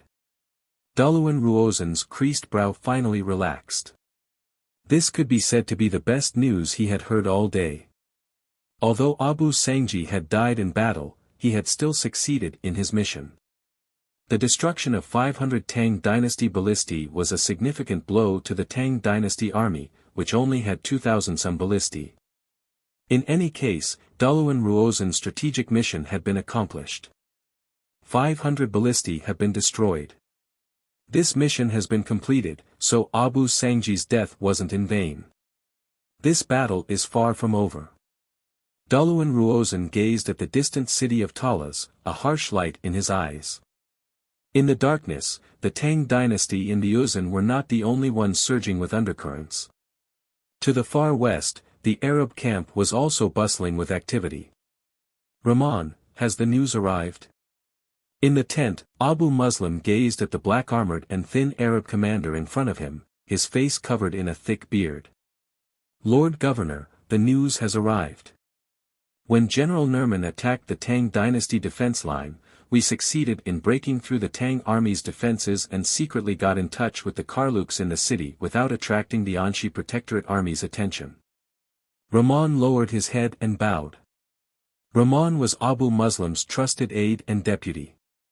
He didn't have many soldiers under his command, so he didn't seem to be very valued. But very few people knew that at Abu Muslim's side, Rahman was actually much more valued than many of the Arab generals. In this night raid, many people believed that Nerman and his Deathwing team were the true attacking force, but very few people knew that Rahman and his several dozen infiltrators were the true force. I understand. You may leave. A satisfied light flashed in Abu Muslim's eyes as he waved his hand. Rahman bowed and quickly left. Governor, can the Karluks really be trusted? Once Rahman had left, Ziad, the Arab deputy governor of the east, walked out from the rear and asked. In truth, the two of them did not care much about how many Tang people had been killed in this night raid. What the two of them truly cared about was the Karluk tribe hidden in Talas that had not received much attention. The treasures of the Arabs have never been so easy to take. Since the Karluks have accepted our gifts, whether they are trustworthy or not, since they have agreed, they must do it. Abu Muslim gazed at the distant darkness, at the towering behemoth of Talas amidst the flames, and a chilling light flashed through his eyes. On this continent, no one had ever gone back on their word after making a contract with the Arabs. All those who went back on their word would eventually pay the most grievous price. Chapter 949. But there's another matter. That new Tang dynasty commander seems to have had a little conflict with Wanha Luo. Moreover, the Karluks still haven't opened the gates of Talas as promised. If we don't resolve these two matters, the Karluks won't be able to trust us. A moment later, Ziad suddenly said. The battlefield was too far away, and the more than 100,000 soldiers of the Tang dynasty were in the middle. Even Abu Muslim and Ziad only knew that a conflict had taken place at the mouth of the distant city of Talas, but they didn't know the specifics. They can't be trusted. When the time comes, we'll kill them all. Abu Muslim waved his hand, his expression cold and callous. That's right, when will the two armies His Majesty spoke of arrive? I've already sent a letter. They're on their way and not far from here. They should arrive at sunrise. Ziad said. Very good. Perhaps we won't even need the Karluks. Once those two armies arrive, we can completely destroy the Tang dynasty and the city of Talas. Abu Muslim's eyes shone so brightly that not even the darkness could conceal them. Slowly, everything calmed down, but a hidden danger continued to intensify in the air. Boom! With a loud yak horn, dawn broke in the east and thousands of scarlet rays of sunlight burst over the horizon. A few moments later, the rising sun dispelled the darkness and illuminated the scarred and majestic city of Talas as well as the camps of the Uzun and the Western Turks. With the sound of the horn, tens of thousands of Uzun soldiers surged out of their tents and gathered into ranks, their horses valiant and spirited, brimming with the will to fight. All the scars of last night's battle were covered by the sunlight, and the entire Uzun army was once more brimming with killing intent. In the distance, between the two steel defense lines in front of the city of Talas, countless Tang dynasty soldiers were mobilizing behind the steel walls, assuming a defensive stance. The killing intent and aura of war that had been concealed by the darkness once more filled the air with the arrival of dawn. Dong dong dong dong. Dense sounds of war drums resounded throughout the entire city of Talas. The city gates opened, and countless soldiers poured out. Between the two lines of defense, there were infantry, archers, ballistae, axemen, cavalry. All the different types of troops were clearly separated and lined up at the back. Screech! Just when the atmosphere on the battlefield gradually became tense, a long arrow pierced through the air, flying from the direction of the Uzun campsite to the sky above the city of Talas. The ear-piercing whistle could be heard clearly even from more than 10 miles away. Wang Chong! Do you dare to come out and meet me? A loud voice suddenly came from the Uzun camp. The voice was loud and clear, and it was hard to believe that it was the voice of an Uzun. 3 figures rode out of the Uzun camp in a cloud of dust, galloping toward the city of Talas. Around 1,000 zhang from the city of Talas, Daluan Ruozan stopped, his head raised as he silently waited. His eyes narrowed as if he was waiting for something. Even though the atmosphere between the two defense lines was getting more and more tense, the entire Tang dynasty camp was quiet, deathly still, with no response. After some time, just when Huishu Huaitsang and Dusong Mangpoj were beginning to grow impatient, a young voice came from the distance, exuding a powerful aura. Daluan Ruozan, I trust you've been well since we last met. With an excited neigh, a pure white warhorse carrying a young figure appeared in the northeast corner of the city of Talas. Wang Chong! Daluan Ruozan narrowed his eyes and turned his head. He had not expected Wang Chong to appear in this place. But Daluan Ruozan quickly smiled. After not seeing each other for half a year, I didn't think that Lord Protector General's art of war would get even better. I've only heard of beasts learning from men, but never of men learning from beasts. Lord Protector General has truly broadened my horizons. As Daluan Ruozan spoke, he even clasped his hands, an expression of sincere admiration on his face. No matter how brilliant you are, how can you compare to Prime Minister? You clearly knew that I was prepared, but you still sent more than 3,000 people to collide with my blade. Wang Chong heartily laughed. In a flash, Daluan Ruozan, Huishu Wazang, and Dusong Mangpoj all turned gloomy.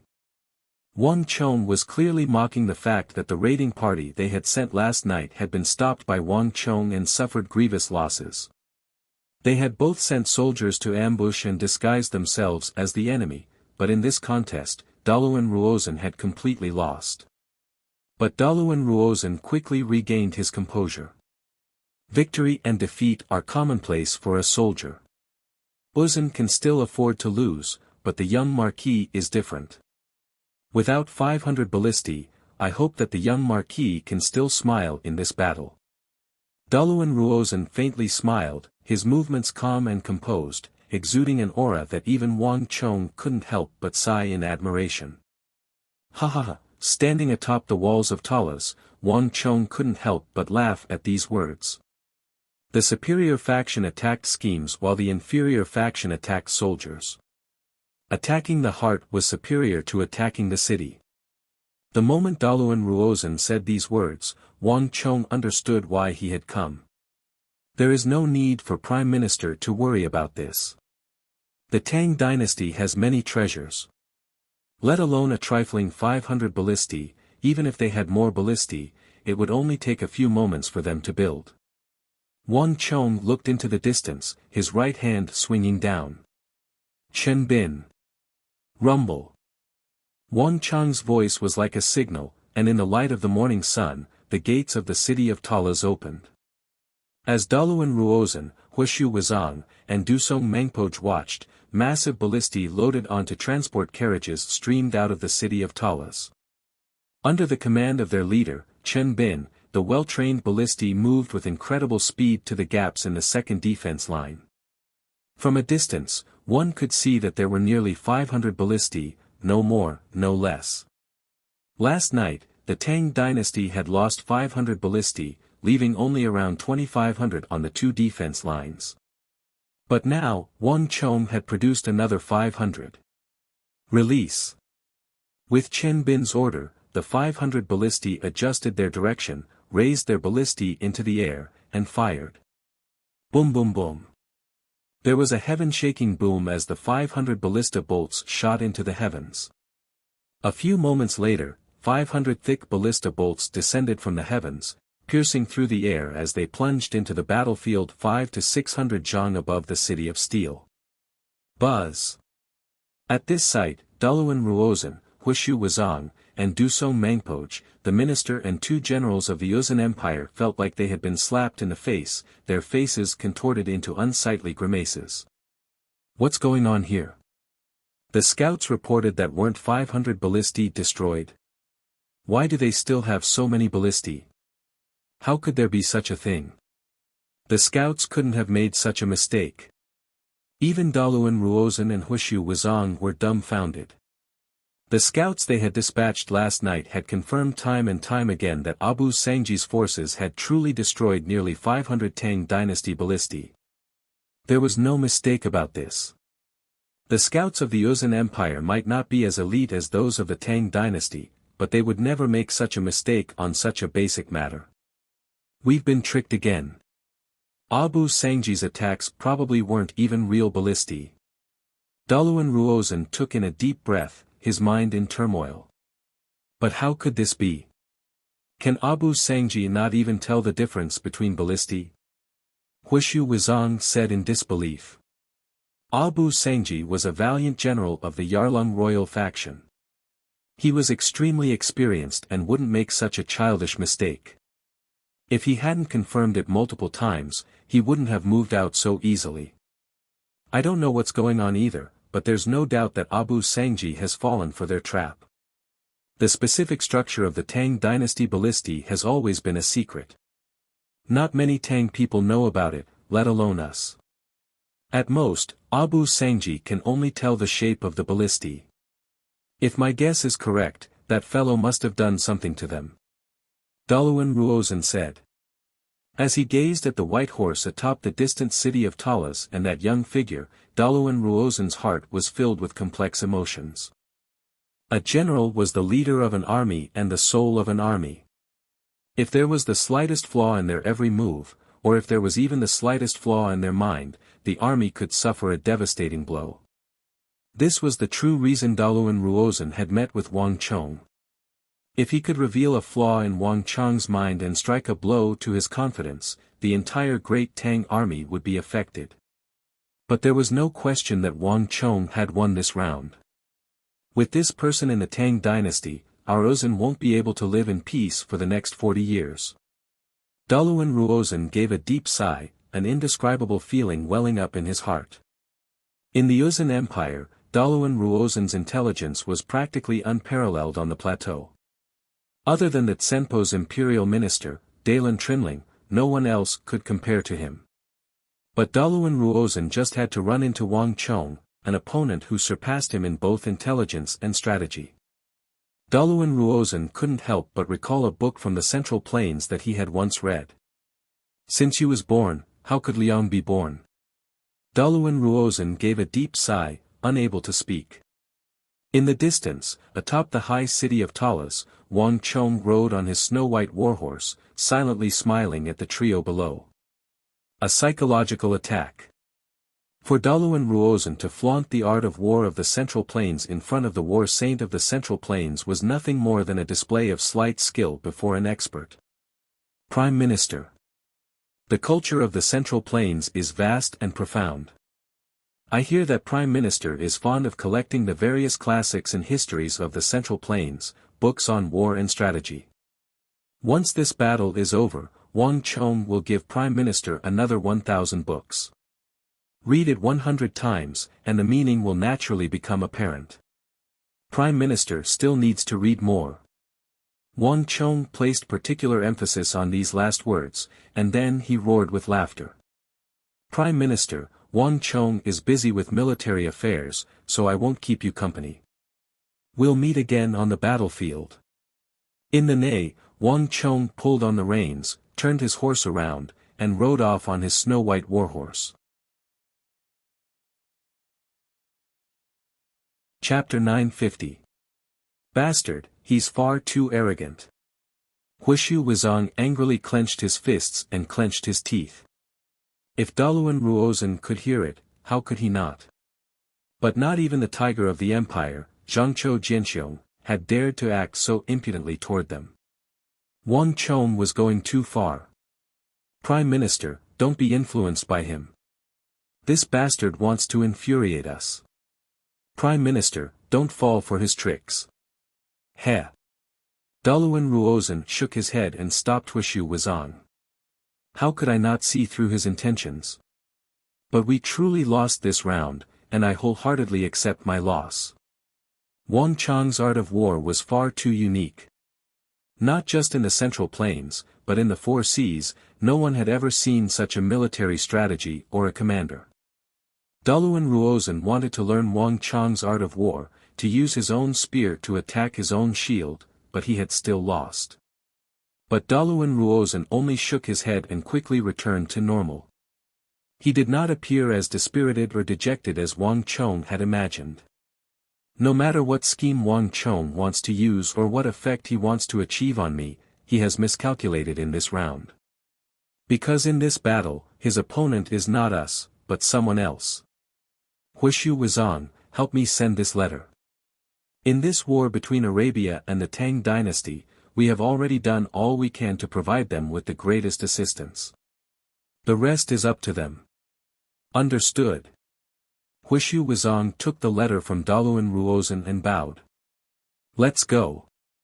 With these words, Daluan Ruozhen turned his horse around and rode back to Wuozhen's camp. When he was 10 zhang away, he stopped and turned his head one last time. His gaze passed over the majestic city of Talas to the other end of the battlefield, where countless Arab cavalry were preparing for battle. Compared to yesterday, the Arab army was completely different. The atmosphere was even more somber and brimming with killing intent halala. Not long after Daluan Ruozhen returned to the camp, a black hunting falcon flew down from the sky and landed in the Arab ranks. A muscular Arab guard quickly made his way to Abu Muslim, the hunting falcon in one hand and the letter in the other.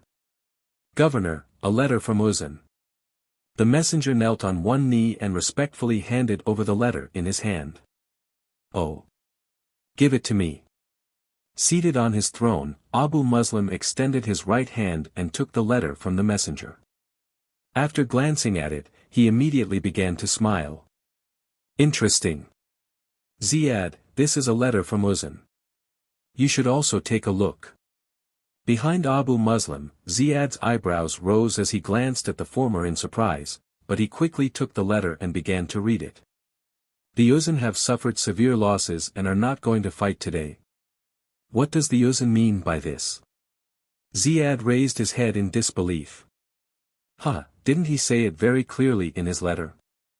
In this battle, he hopes that we can deal with the Tang dynasty on our own and display the true strength of us Arabs, Abu Muslim indifferently said.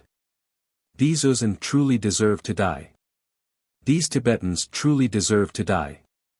Since we're allies, we should work together. Are they trying to preserve their strength? Ziyad's eyes faintly glimmered with anger.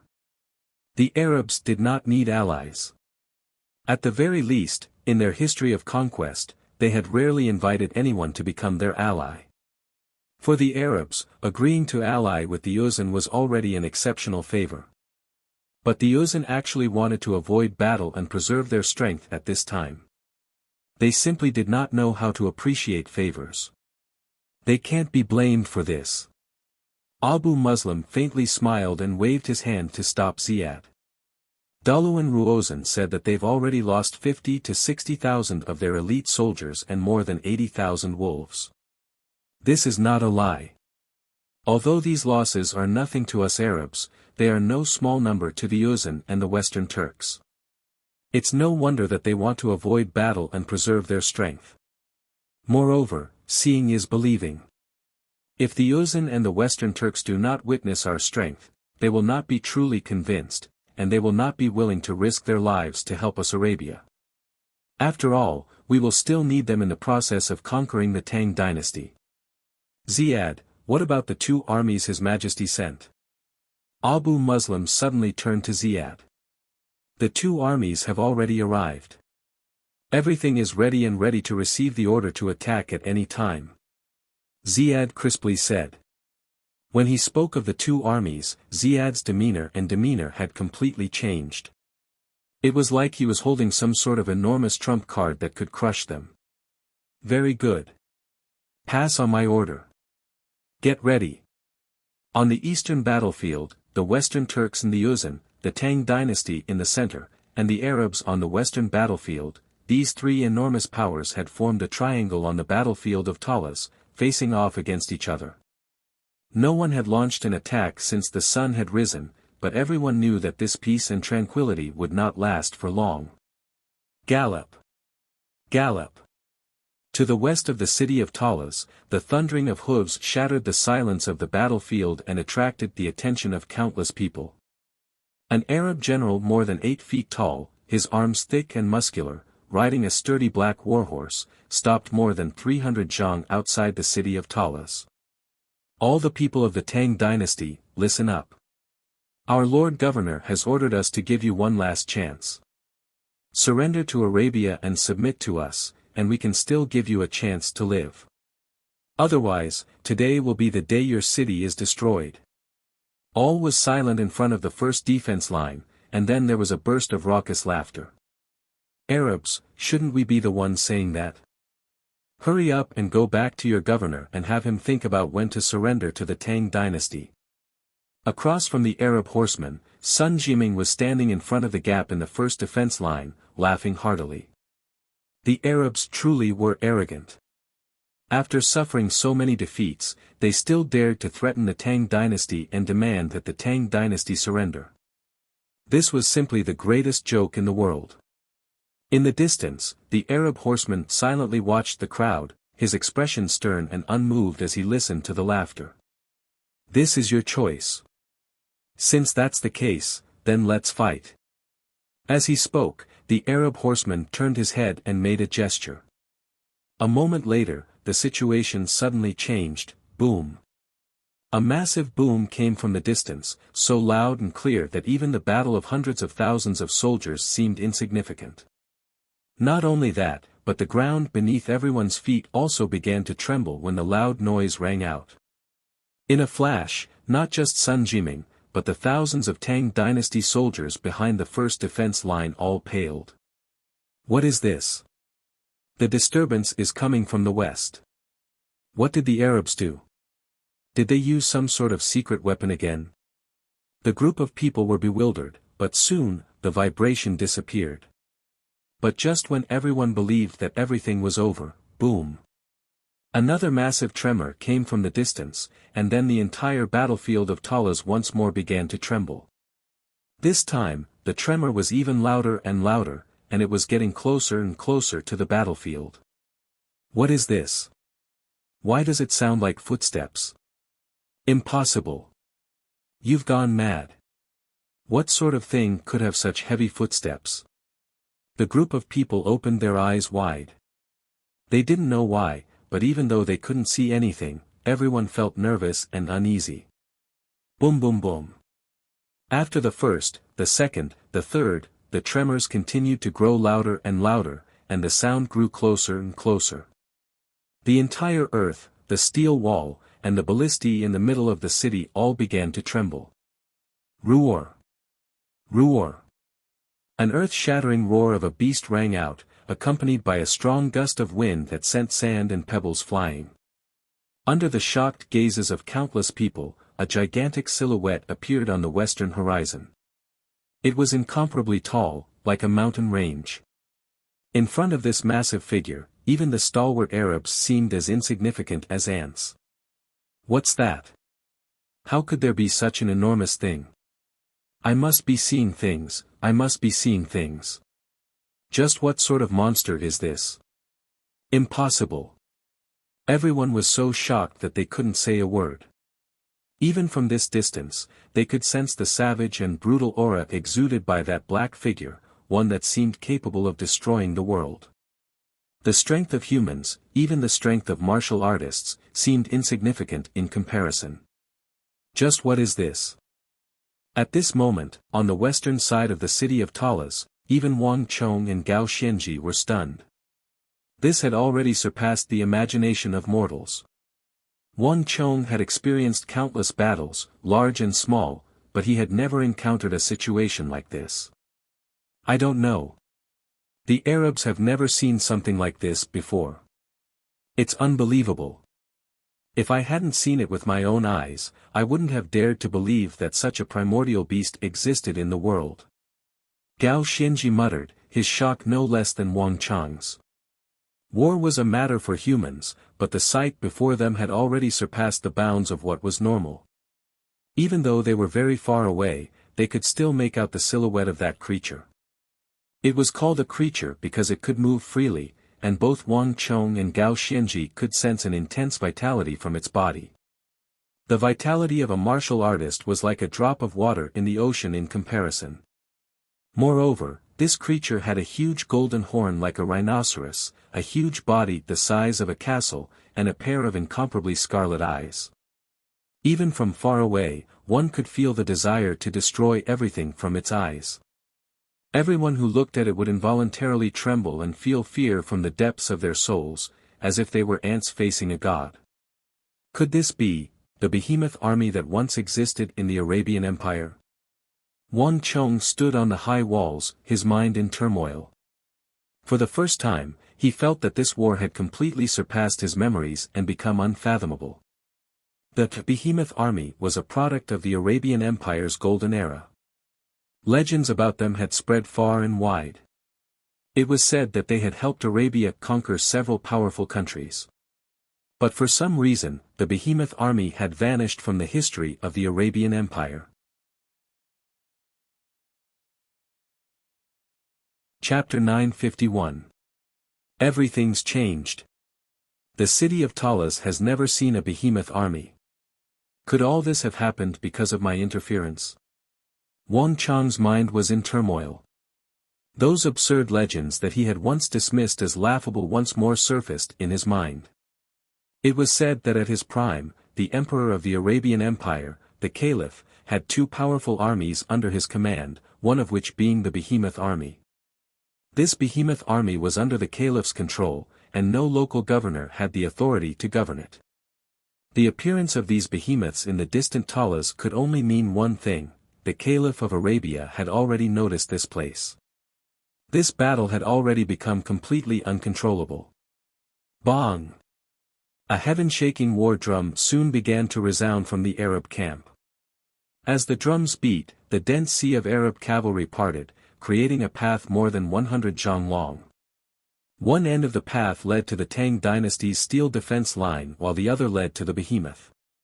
The air instantly became tense. Behind the first line of defense, countless warhorses neighed and widened their eyes, looking extremely panicked. Even these well-trained and battle-hardened warhorses instinctively felt fear when they sensed the terrifying aura of those giant beasts. They wanted to break free from the control, escape, and leave this battlefield. Too shocking. The Arabs actually had this sort of trump card. If they had released these behemoths earlier, the city of Taulas might have already fallen, and we wouldn't even have needed to do anything. On the eastern side of the battlefield, de Wuxia, Daluan Ruozan, and Huishu Wuzong stood together on the high hills. They were all top-class individuals of the continent, but even they were stunned by the Arabs' trump cards. The matter can't be that simple. The Arabs must have their reasons for not using these behemoths, but no matter what, these behemoths that the Arabs have summoned are enough to pose a massive threat to the Tang dynasty. Daluan Ruozan said after a few moments of silence. Although the truce with the Tang dynasty and having the Arabs deal with the Tang dynasty had been part of his plan, he was still deeply stunned by the Arab strength. Although he didn't want to admit it, the Arabian Empire truly was stronger than the Uzan Empire. On the continent, Arabia and the Tang dynasty undoubtedly stood at the apex of all empires. Only Arabia could deal with the Tang dynasty, and only the Tang dynasty could deal with Arabia. The high hills quickly fell silent as everyone turned to the western side of the city of Taulas, to the Arab camp and the massive behemoth. Crack! A long whip lashed through the air. At the feet of the behemoth was a thin and hunchbacked Arab, dressed in a crimson robe, constantly shouting at the behemoth. Although he was grotesquely ugly, this hunchbacked Arab appeared to have an extremely high status. Behind him were countless servants and maids, their heads bowed and trembling in fear. It appeared that they were his servants. Not far from him was a black-clothed Arab guard, a bone flute in his hand as he played a strange and irregular tune. Under the command of the whip and the bone flute, the mountainous behemoth began to slowly move forward. Boom! Boom! Boom! Again and again, the monster walked towards the battlefield, its heavy footsteps echoing throughout the battlefield. Under the golden light of the sun, the behemoth appeared even more savage and frightening. Whoosh! At this moment, let alone the Tang dynasty army in front of the city of Taulas, even the tens of thousands of Arabs in the distance retreated in fear at the sight of this massive figure.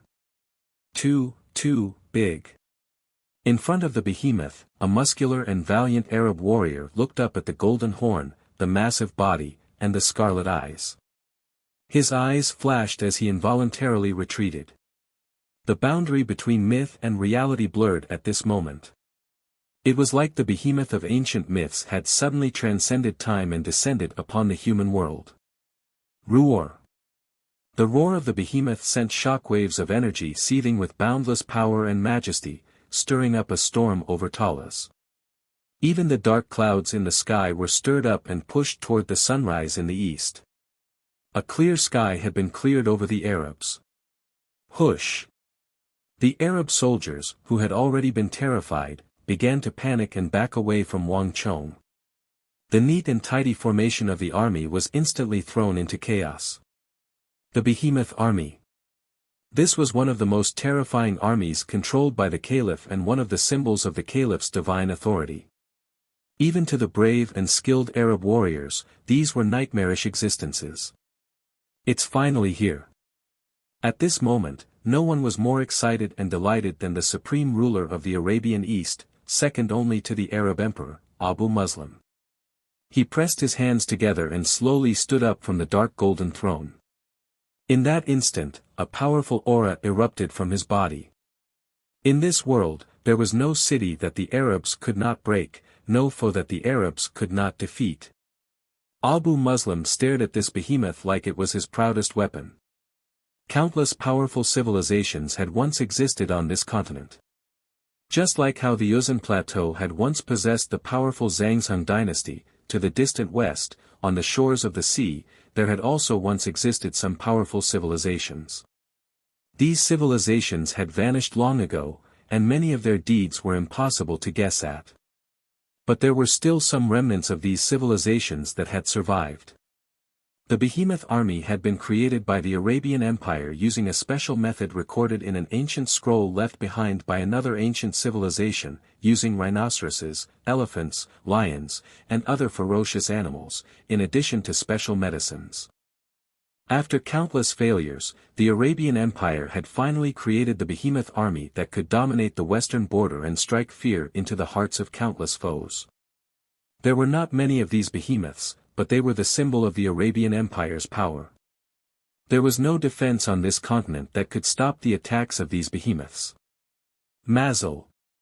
Abu Muslim stood in front of his throne, his eyes flashing as he waved his hand to the side. Lord Governor. After a few moments of silence, a low, hoarse, and extremely unpleasant voice resounded in everyone's ears. This voice was cold and sinister, like a venomous snake crawling out of the ground and slithering on a person's skin. Even Deputy Governor of the East Ziyad couldn't help but frown. As for the Arab generals around Abu Muslim, they subconsciously retreated, apparently wanting to get as far away from that stooped crimson figure in the distance as he advanced. Mazil was the personal bodyguard of the Arabian Emperor, as well as the commander of the behemoth army. This person was shrouded in mystery. No one knew of his origins, only that he had suddenly appeared in Baghdad, in front of the emperor, and swiftly obtained the caliph's trust. Not long after, one of the most terrifying armies of the empire, the behemoth army, began to appear. Mazil's origins had long ago been a secret, and the emperor had long ago decreed that all governors and generals were forbidden from investigating Mazil. There was once a veteran general who had been nominated as a candidate for governor, but because he was suspicious of Mazil's secrets, he had sent people to investigate him, but he had quickly vanished from the face of the earth. The caliph's bodyguard had even led a large group of imperial army soldiers into his residence and exterminated his entire clan. This matter had caused a huge uproar in the Arabian capital, and it had a major impact. Although the caliph had announced that this general had sinister intentions and was plotting a rebellion, everyone knew how he had died. From then on, Mazil's name was feared in all of Arabia, and no general dared to approach him. Abu Muslim silently gazed at that crimson figure as it slowly advanced, his eyes showing little emotion. Mazil's status was so special that everyone feared him, but Abu Muslim had no interest in Mazil's identity or background. Moreover, as the governor of the East, Abu Muslim was only interested in one thing, completely subduing the foe before him. Nothing else mattered. I presume that you understand the mission this time. Abu Muslim said as he watched Mazil slowly walk up to him. Mazil's appearance was truly hideous. Even though he had covered most of his face with a red cloth, his exposed skin was still dry and wrinkled, like the bark of a dead tree. His grayish-brown eyes glimmered with a wicked light that made anyone who saw them shiver in fear. Lord Governor, be at ease. On our way here, His Majesty ordered that in the Battle of Talas, Lord Governors will be the one to decide everything. Mazil's back was hunched, his lips moving. Our opponent this time is extremely powerful. Do you see those steel defense lines and that city? I need your behemoths to completely crush them. I will take care of the rest. Abu Muslim paused for a moment, and then he solemnly said. Mazil, this operation is related to our plan to conquer the East, so I hope that you will put all your strength into it. You cannot be the slightest bit careless. My lord, be at ease. In this world, there is no opponent that my behemoth army cannot conquer. This is not the first opponent the behemoth army has conquered, and it will not be the last. Mazil coldly chuckled. After saying this, Mazel bowed and quickly left. Bong bong bong. The sound of the war drums was the signal to attack. The entire west side of the battlefield was silent.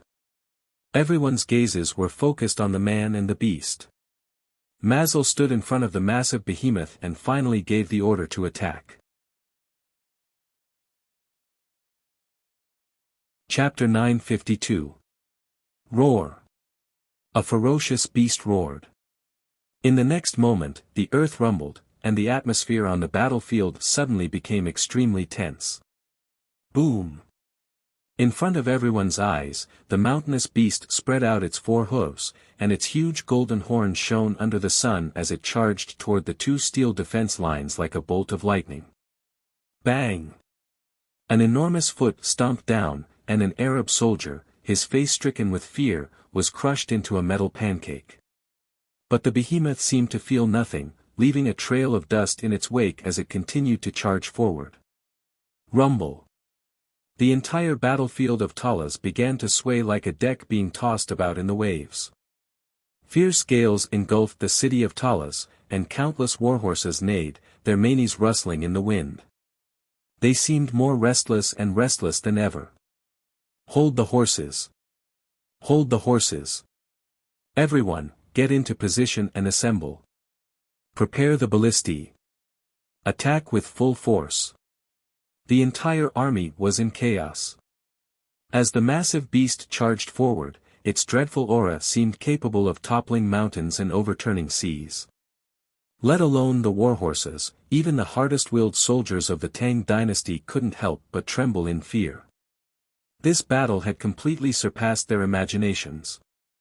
This was no longer a battle between man, but a battle between man and behemoth. Everyone, get ready. A thunderous roar resounded in everyone's ears. In a flash of light, a black silhouette leaped down from the city of Talas. The leaping dragon art. Wang Chong had immediately used this supreme technique. The walls of the city of Talas soared into the clouds. If a martial artist were to fall from them, they would basically be doomed. Although Wang Chong's leaping dragon art was not very powerful, it was the most suitable technique for a time like this. Bang! Wang Chong's foot landed, and his body spun several times in the air before firmly landing on a section of the steel wall. The moment Wang Chong appeared, the entire army fell silent. Even the panicked mercenaries seemed to have found their backbone and began to quietly prepare for battle. Wang Chong's mind was shaken, and only he knew that he was just as shocked as the others. Only he knew that the Arab behemoth army was not something that should have appeared on this battlefield. But Wang Chong could not show his shock.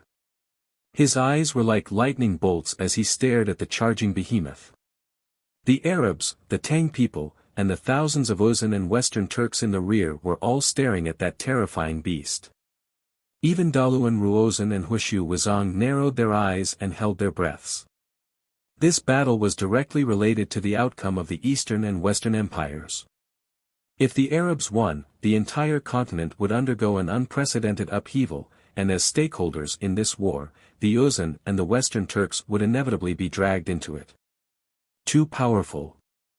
That thick vitality isn't something a human can possess. Not even a great general can compare.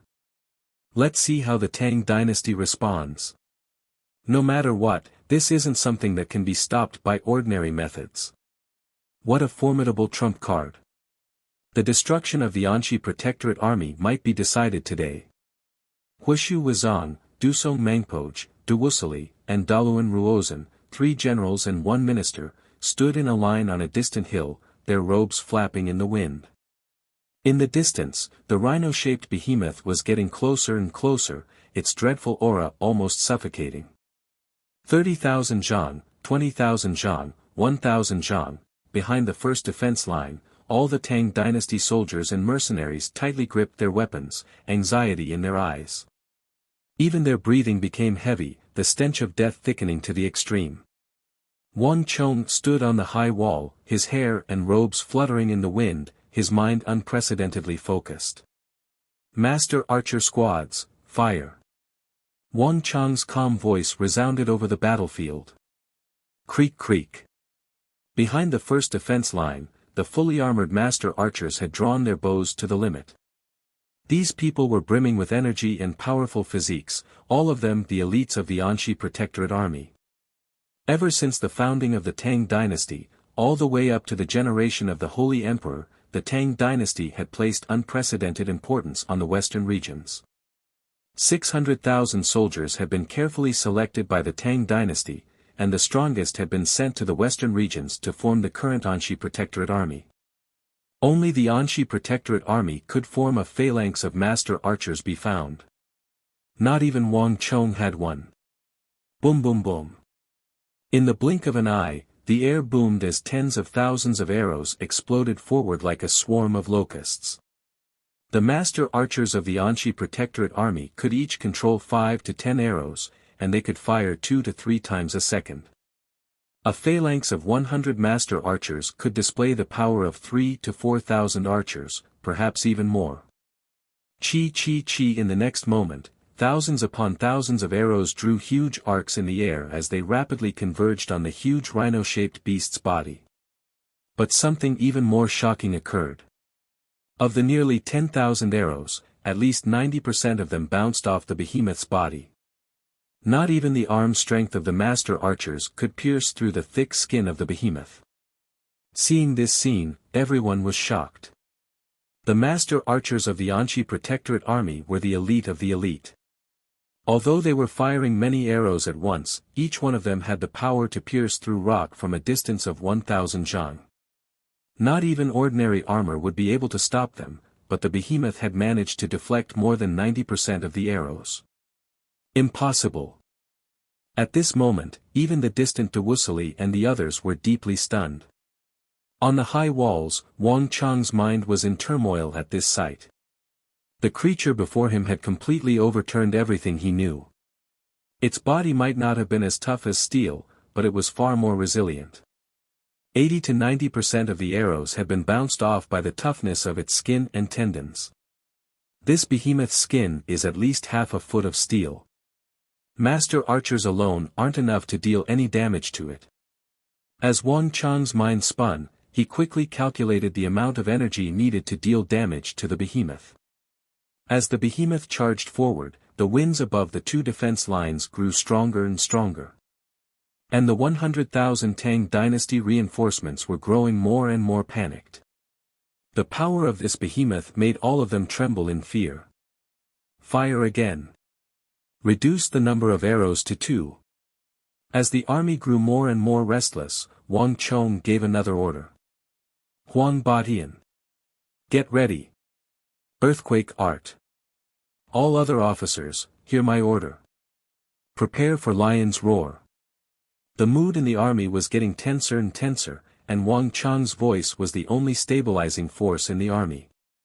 In a few short moments, Wang Chong had issued a string of orders.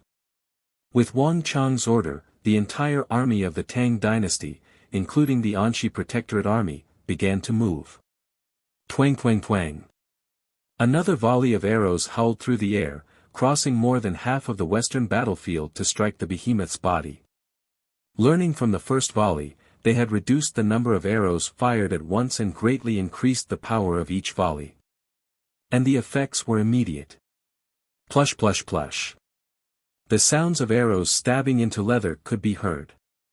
Several thousand arrows had all pierced into the behemoth's body, none of them repelled. But before the soldiers could cheer, the behemoth's reaction silenced them all. Even though there were hundreds of arrows on its body, and all of them had pierced into its body, the giant beast did not slow down at all. It did not react at all, not even blinking its eyes. It was as if the rain of arrows had hit someone else. This behemoth, what thick skin. Behind the first defense line, a Anxi Protectorate soldier's eyes widened and his throat gurgled. Around him, the countless soldiers also had the same panic in their eyes. Normal creatures only had a thin layer of skin, but the behemoth before them was clearly much thicker. Its skin was even thicker than a 3-foot arrow. This was the behemoth's first layer of defense, and just this layer was enough to render many of their attacks useless. The wind howled, but at this moment, only Wang Chong was able to maintain his composure. His gaze was fixed on the behemoth, and he was constantly calculating. 1,500 zhang. 1,000 zhang.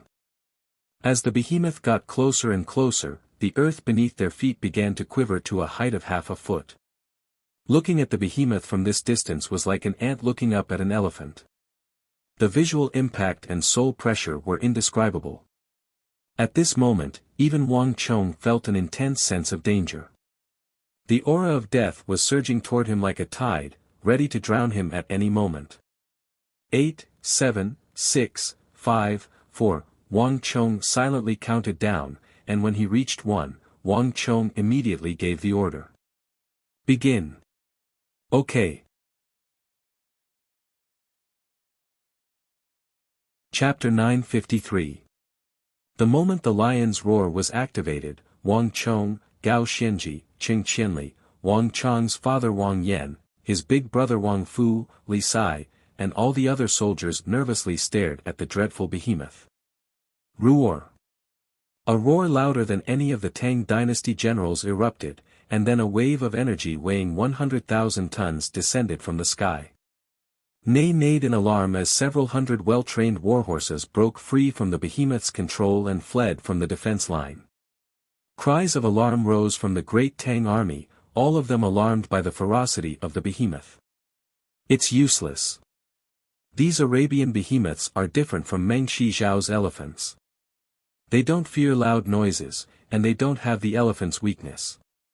Wang Chong wants to deal with the behemoths the way he dealt with the elephants, but it won't work. Daluan Ruozhen suddenly said, his robes flapping in the wind. In the War of the Southwest, Wang Chong had used the same method to defeat Meng Shijiao's White Elephant Corps, but it was clearly wishful thinking for Wang Chong to use the same method to deal with the Arabian behemoths.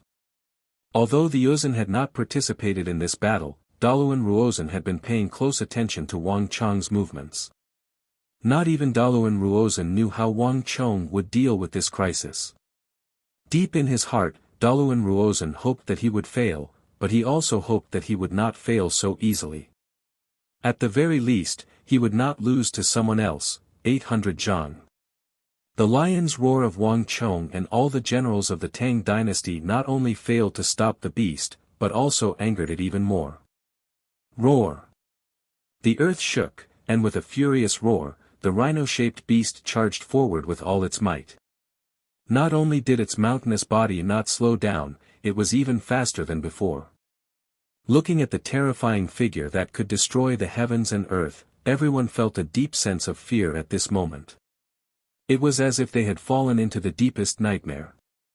Wang Chong, Li Sai, Gao Xianji, Qing Qianli, Wang Yan, Wang Fu. All the commanders of the Tang dynasty had serious and nervous expressions on their faces. The giant beasts were very fast, and there was not much time left for them to react. If he wanted to resolve this crisis, he had to think of a way to deal with the Arabian behemoth as quickly as possible. Most troublesome of all was that the Tang dynasty had no way of retreating or running. If they retreated, the city could still be breached, and if they ran, there were more than 60,000 Uzhen and Western Turks behind them, leaving them with nowhere to run. Huang Batian, the rest, is up to you. Wang Chong turned his head to look at the distant figures on the ground. Ha! The winds grew fiercer and fiercer, and when the behemoth was only 600 some zhang away, a furious roar resounded through the heavens. The stone general Huang Batian and the other experts of the Wuxiang village who also had earth element abilities and could use the stone general bent down for the first time and pressed their hands against the earth, using one of the supreme abilities of the stone general. Earthquake art. The earthquake art did not require one to bend down and press one's hands against the earth. At the very least, Huang Batian and the 5 Wuxiang earth element experts did not need to do so. However, this time, for the sake of displaying this large-scale earthquaking technique, the 6 earth element ability users all lowered their bodies, displaying their full strength. Rumble.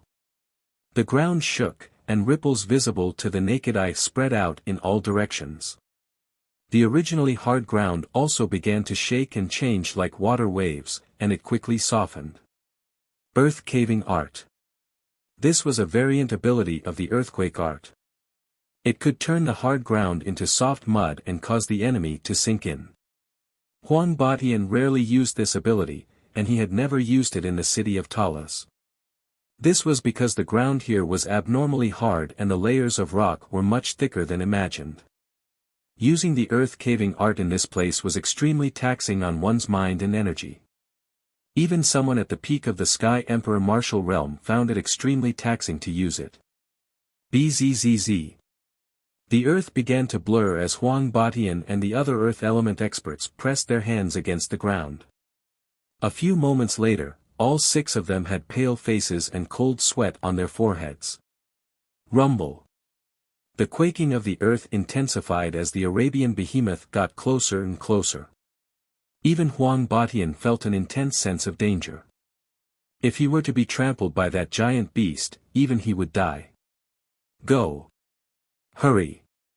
With this order, the 6 immediately shot off in 6 different directions. Behind them, the terrifying body of the gigantic beast was charging over, getting closer and closer. At this moment, everyone held their breaths, feeling extremely nervous. Although Huang Boshan's earth caving art had been completed, all the Arab behemoth needed to do was turn around and change directions, and all their efforts would be for naught. 10, 9, 8, 7, as they got closer and closer, the behemoth that they had been worried about did not change direction. In the morning sun, the rhino-shaped behemoth was covered in a layer of red light, so it did not notice Huang Boshan's group. Amidst the rumbling of the earth, its speed and direction did not change at all. Bang! In the next moment, under the gazes of hundreds of thousands of people, there was a sudden loud roar. The legs of the mountainous beast turned soft. It was as if it had stepped into another space, and it quickly sank down. In the blink of an eye, only its neck remained above the ground. Boom! Heaven-shaking cheers exploded through the air. The 100,000 Tang dynasty reinforcements were elated at this sight. Wonderful! General Huang, good job! You trapped it. You really did trap it. Truly incredible. The oppressive and tense atmosphere instantly vanished, allowing everyone to relax a little. Life's greatest fear was the unknown. Only when one truly faced this Arab godlike behemoth would one understand just how powerful that fear and danger was. In front of this unimaginable behemoth, the strength of a human was insignificant and insignificant. But Huang Boshan's group had used the simplest earth caving art, using the behemoth's own weight to trap it in the ground. Kill it. The morale of the Tang soldiers soared, and all of them began to grow restless. If the behemoth was trapped underground and unable to move, then no matter how formidable it was, it could only wait to be slaughtered. Marquis, I'll take some men to kill it. Xue Qianjun clasped his hands, his eyes gleaming. The countless soldiers behind him also began to grow restless. While the behemoth was trapped underground, all of them would attack together. No matter how formidable and terrifying the behemoth was, no matter how tough and thick its skin, it would still die. Enough ants could bite an elephant to death. Wait a moment. Wang Chong suddenly raised his hand to stop them. His brow was tightly furrowed, his expression extremely grave. Although the behemoth had been trapped and their strategic objective achieved, for some reason, Wang Chong still felt an intense unease. He felt that this matter was not as simple as it seemed. Humph. No one noticed that while the behemoth was trapped underground, the crimson-robed commander of the behemoth army, Mazel, suddenly sneered, a derisive smile on his lips. To think that a trifling earth-caving art could trap a behemoth that he had personally trained was truly childish. If these behemoths were so easy to deal with, they would never have become one of the supreme forces of the Arabian Empire, much less a terrifying army that struck fear into the hearts of the surrounding countries. Truly foolish. Mazel's mind was unperturbed by the sight of the behemoth trapped underground. These Eastern Tang people had no idea what sort of power they were facing. He had long ago seen the massive pit in the ground, and he had not ordered the behemoth to circle around it because he felt that it was beneath him to do so. There was simply no need. Bang! As if in response to Mazel's thoughts, the rhino-shaped behemoth 600 zhang away suddenly roared, and an enormous energy exploded from its body. All the rock, dirt, and dust in a radius of several dozen zhang around the behemoth, as well as the power of the earth-caving art, exploded, sending countless fragments flying into the air. As everyone watched in shock, the behemoth's body jolted and then it leaped out of the ground. Not good. The monster has broken free. Careful, careful. Retreat. Everyone was stunned by this sight, and the army fell into chaos. The behemoth's astonishing strength had left everyone stunned, and most frightening of all was that the earth-caving art of Huang Boshan's group had enraged it even more. The behemoth's vicious and murderous aura was completely unleashed. Roar! Roar! The huge golden horn swayed in the sky, stirring up a huge wave of air as it charged toward the first line of defense. Beast, stop for me! In the blink of an eye, a thunderous roar could be heard from the side. An enormous arm formed from countless rocks slammed into the rhino-shaped beast's head. Stone General. No, it's General Huang Batian. Many pairs of eyes looked into the distance in shock. Under the sunlight, they saw a huge stone general that had never been seen before rise from the ground and appear beside the rhino-shaped giant beast. This stone general was enormous, at least 5 or 6 times the size of an ordinary stone general. An evolved stone general.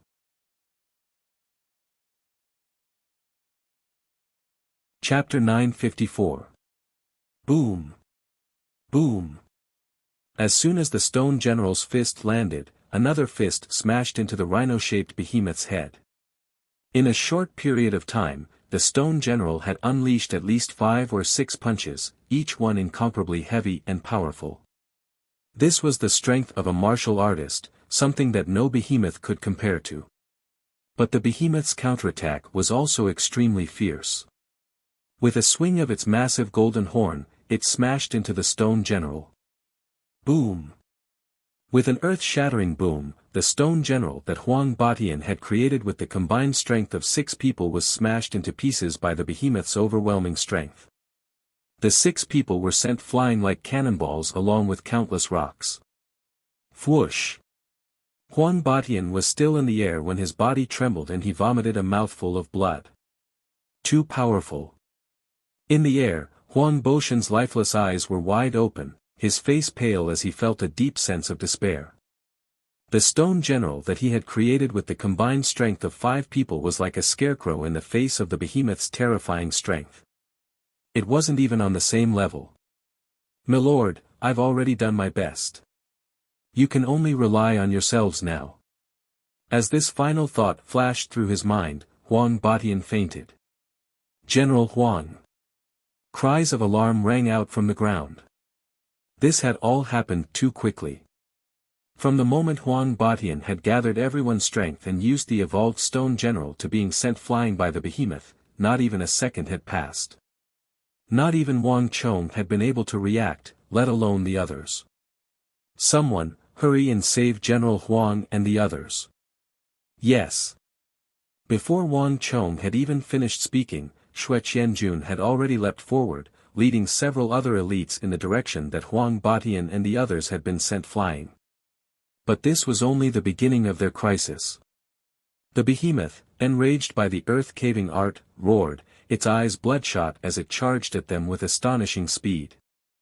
1,500 feet, 400 feet, 300 feet, in a short period of time, the behemoth was less than 1,000 meters from them. This was much faster than it had ever been. The 4 huge stone pillar-like beast legs were constantly raised, flipped in the air, and stomped down at an extremely fast speed. Every single time, it was like stepping on the bottom of everyone's hearts, and it caused an enormous tremor and rumbling that seemed like the earth was splitting and mountains were collapsing. Phew! The wind howled, and sand and stones flew in the air, filling the entire defensive line. The giant beast's body could be clearly seen in the sand and dust. Its huge horn seemed to pierce through the sky, and its scarlet, disdainful eyes made everyone shudder. The battle was on the verge of breaking out. Everyone held their breath. The atmosphere was suffocating. No one had the time to think about the danger or the problem of escape. Countless gazes from all directions were focused on the huge beast. 2,000 feet. The distance between them was closing. Ballista troops. Get ready. A calm and determined voice resounded over the entire defense line. Wang Chong stood on the steel wall, his hair fluttering in the wind, his eyes unprecedentedly focused. Clang! With a flash of cold light, Wang Chong raised his long sword at an angle, reflecting bursts of light under the sunlight.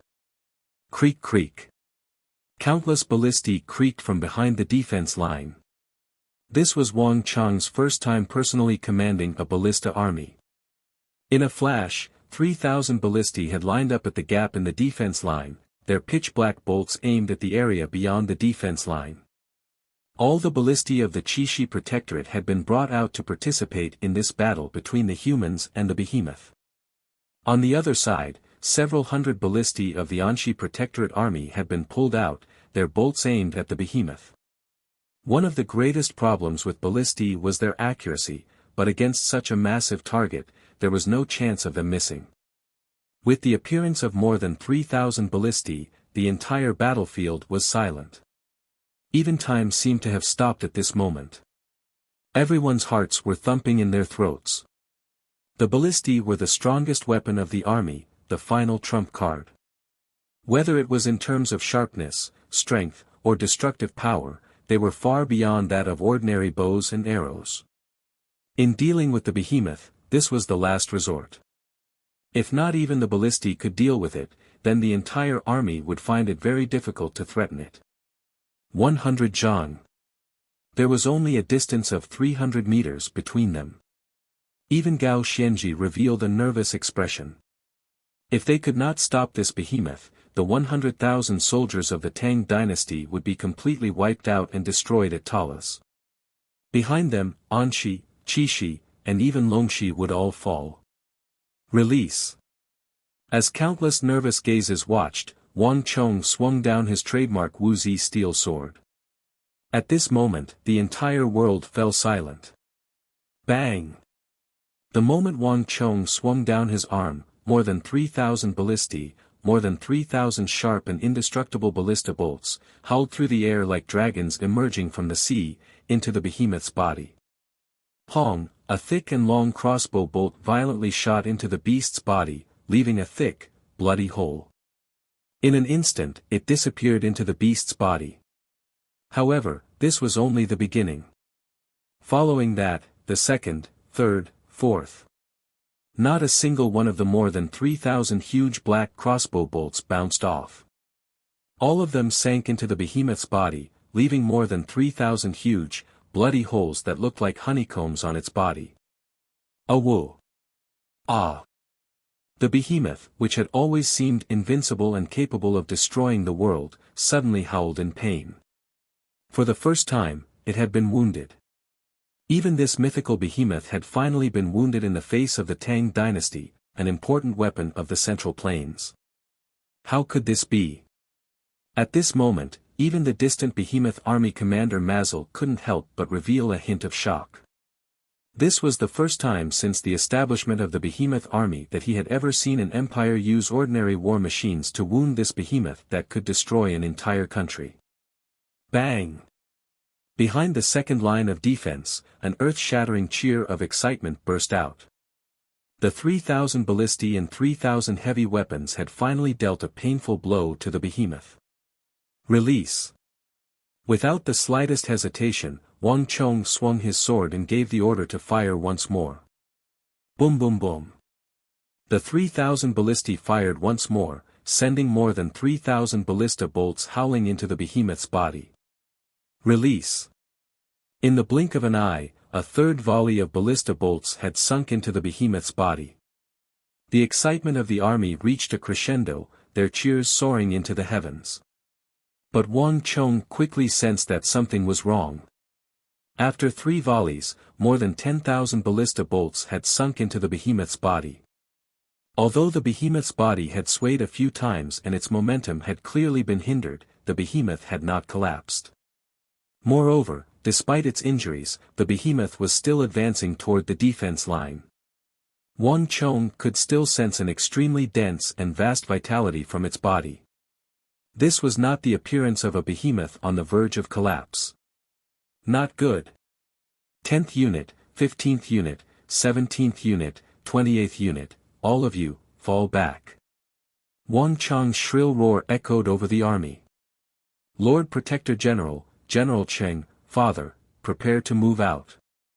The behemoth's vitality was far too powerful. 10,000 ballistae were enough to sweep through 50 to 60,000 soldiers, but they were still not enough to deal a fatal blow to the behemoth.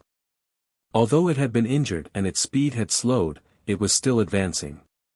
Pong, a gigantic foot descended from the sky and landed on the ground, kicking up a cloud of dust into the air.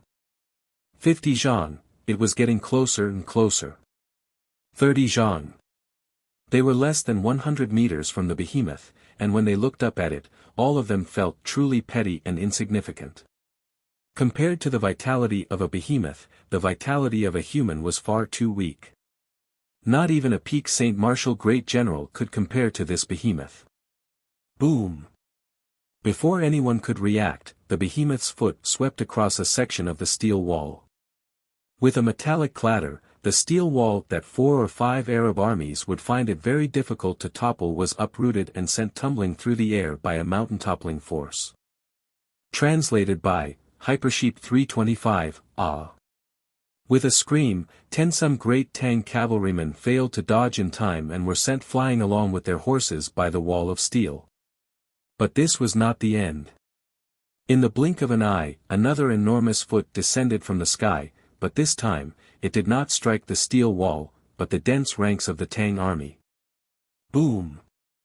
20 some Ferganan mercenaries and Chishi Protectorate army soldiers didn't even have a chance to make a sound before they were crushed into metal pancakes.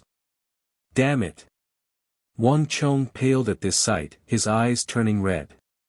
The behemoth's body was simply too massive, and each step covered an enormous distance. Even though Wang Chong had been prepared, he still could not stop the behemoth. God King Yama formation. In the time it takes for a spark to fly off a flint, there was a flash of light, and a huge four-armed god with a ferocious expression suddenly rose from the ground. As soon as it appeared, 2 mountain-shattering iron fists immediately landed on the giant beast's body. At almost the same moment, Gao Xianji, Qing Qianli, Wang Chong's father Wang Yan, Banahan, and the experts of the army began to move. 6 Ultimate Majesty's God Art. Supreme Desolation God Formation. Mighty Miracle God Formation. Great Fire Crow Art.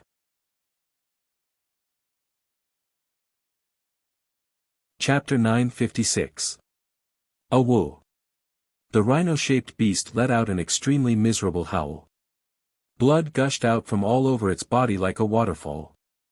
A cavalryman under the beast's feet didn't manage to dodge in time and was drenched by the scarlet blood, drenching him and his horse red. But Wang Chong's four-armed God King Yama was different. His 4 arms struck out like lightning bolts at the behemoths. Wherever the ballista bolt struck, the massive stellar energy would cause the thick ballista bolts to shoot back out of the behemoths. Wang Chong's goal was to use these ballista bolts to stab into the behemoth's innards. Attack its head. In addition, use all your strength to drive those ballista bolts into its innards. Wang Chong's order resounded over the battlefield, and all the elite generals of the Tang dynasty gathered together to attack the behemoth like a storm. On the ground, many of the cavalry had arranged themselves into ranks and were charging at the 4 stone pillar-like feet of the rhinoceros behemoth. Some of them had even jumped off their horses, plunging their sharp Wuxia steel swords into the behemoth's limbs and climbing up its body. Gao Xianji, Wang Chong, Wang Yan, and Qing Qianli have all moved out. 4 peak Saint Martial great generals are working together. This behemoth will find it very difficult to stop them. It will be rather difficult for the Arabian Empire to use a single behemoth to finish them off. The commander of the Mutri Great Cavalry, Huaba Senji, suddenly said. An army of 100,000 attacking a single behemoth was a heaven-shaking sight that no one could imagine. This was especially true of the three mighty gods and the Anshi Protector General Gao Xianji. With four supreme experts working together, not even the strongest behemoth could outshine them. And the screams of the behemoth were proof enough. It's not that simple. The four of them aren't weak, but that giant beast isn't that easy to destroy. Just at this moment, a voice sounded by Xiao Chen's ear.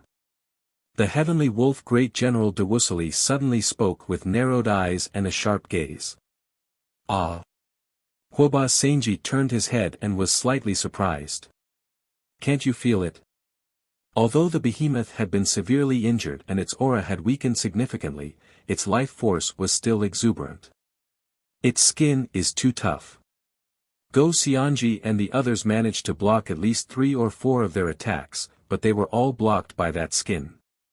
De Wuxia said slowly with his hands behind his back. De Wuxia is right. Beasts are beasts after all. They can't be compared to humans. They don't know martial arts, and they don't know any moves. However, these beasts have an advantage, and that is their tenacious vitality. If Gao Xianji and Wang Chong want to kill this beast, I'm afraid they won't be able to do so without paying a price. A refined voice sounded by his ear. Daluan Ruozen's sleeves fluttered in the wind, and his temperament was elegant and otherworldly. Huaba Senji was taken aback. He subconsciously glanced at the two of them, then turned his head and looked at the battlefield in the distance thoughtfully. Everything was similar to what Daluan Ruozen and de Wuxia had predicted. In the distance, the behemoth roared again and again, but under the stimulation of pain, it also went berserk. All of its potential burst forth.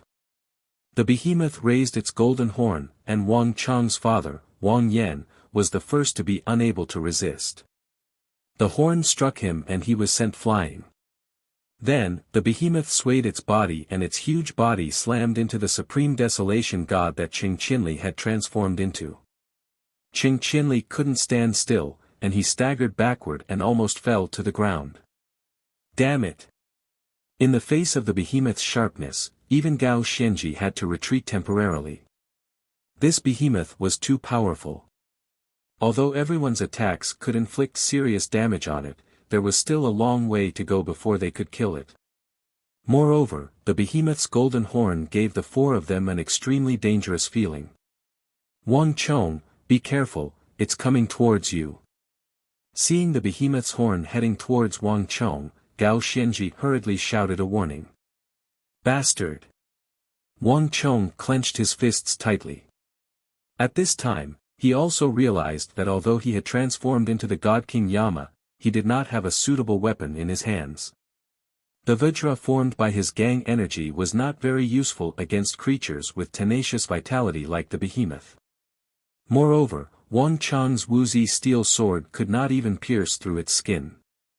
Seeing the behemoth charging towards him, Wang Chong gritted his teeth, but there was no way he could retreat.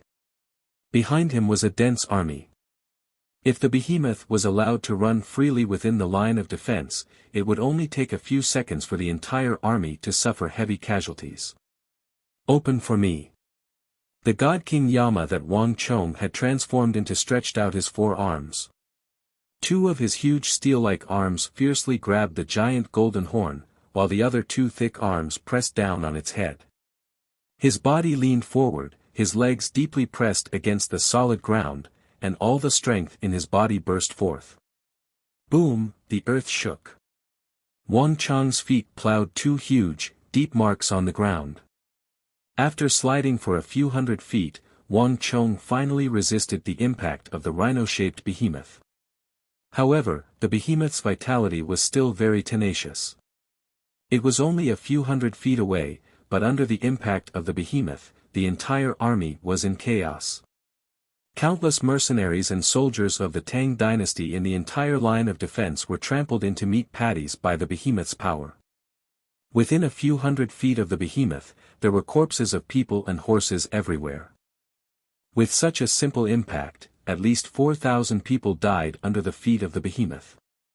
No, I have to kill it as soon as possible. Wang Chong clenched his teeth in worry. This behemoth was still far from collapsing. If he didn't think of a way to kill it, many more soldiers would die, and the number would be 10 times, perhaps even several dozen times. As the commander of this army, Wang Chong had no path of retreat.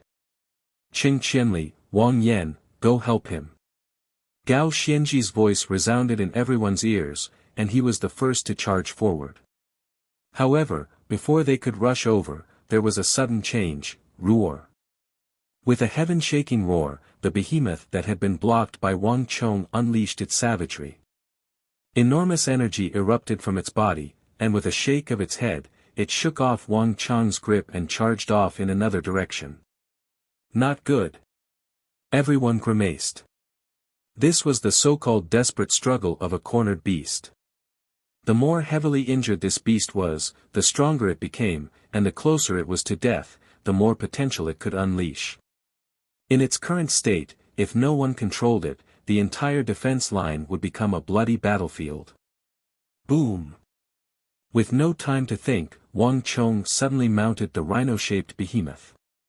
This sudden development had the eyes of Mazel and the celestial wolf Great General de Wuxia widening in shock. This scoundrel is a madman.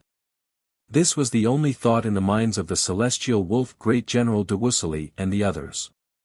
Anyone with eyes could see that the behemoth had gone mad, in a state of complete insanity. Not even Mazel, the commander of the behemoth army, could control it. It has to be stopped. In his God King Yama form, Wang Chong's entire body was tense. He could no longer sense what was going on in the outside world, all his attention focused on the behemoth. Boom! Wang Chong punched the rhino-shaped behemoth's head, and then a second, a third, a fourth. 4 fists rained down on the behemoth, but not even this was enough to stop the rhino-shaped behemoth. Wang Chong could sense that the flame of its life was rapidly dimming and weakening, but it was still not dead. More importantly, without the 4 of them to stop it, its massive body was still charging forward. Ah! Panicked and terrified screams came from the ground. At every moment, a large number of Qixi reinforcements were falling to the behemoth's feet, pile after pile.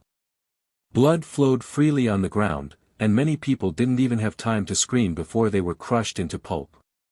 Wang Chong's heart was bleeding. He could sense that at least 5,000 or 6,000 soldiers had been killed by the behemoth. And if he did not stop the rhino-shaped behemoth, this number would only increase. Stop him.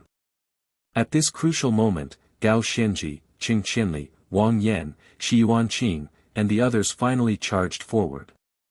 The mighty miracle god, the supreme desolation god, and Gao Xianji's strength had finally managed to slow down the frenzied behemoth.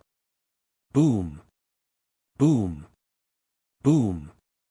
One heavy punch after another fell. Clatter! Clatter! Amidst the clanking of heavy chains, the supreme desolation god Qing Qianli's hand shot out one huge stellar energy chain after another. Like spirit snakes, they coiled around the giant beast's body, wrapping around it again and again, firmly holding it back. The combined efforts of these great generals had finally managed to hold down the behemoth. Swish swish swish swish. The sword in Gao Xianji's hand unleashed fierce beams of sword qi that slammed into the behemoth's body. Bloody gashes appeared one after another, rivers of blood gushing out.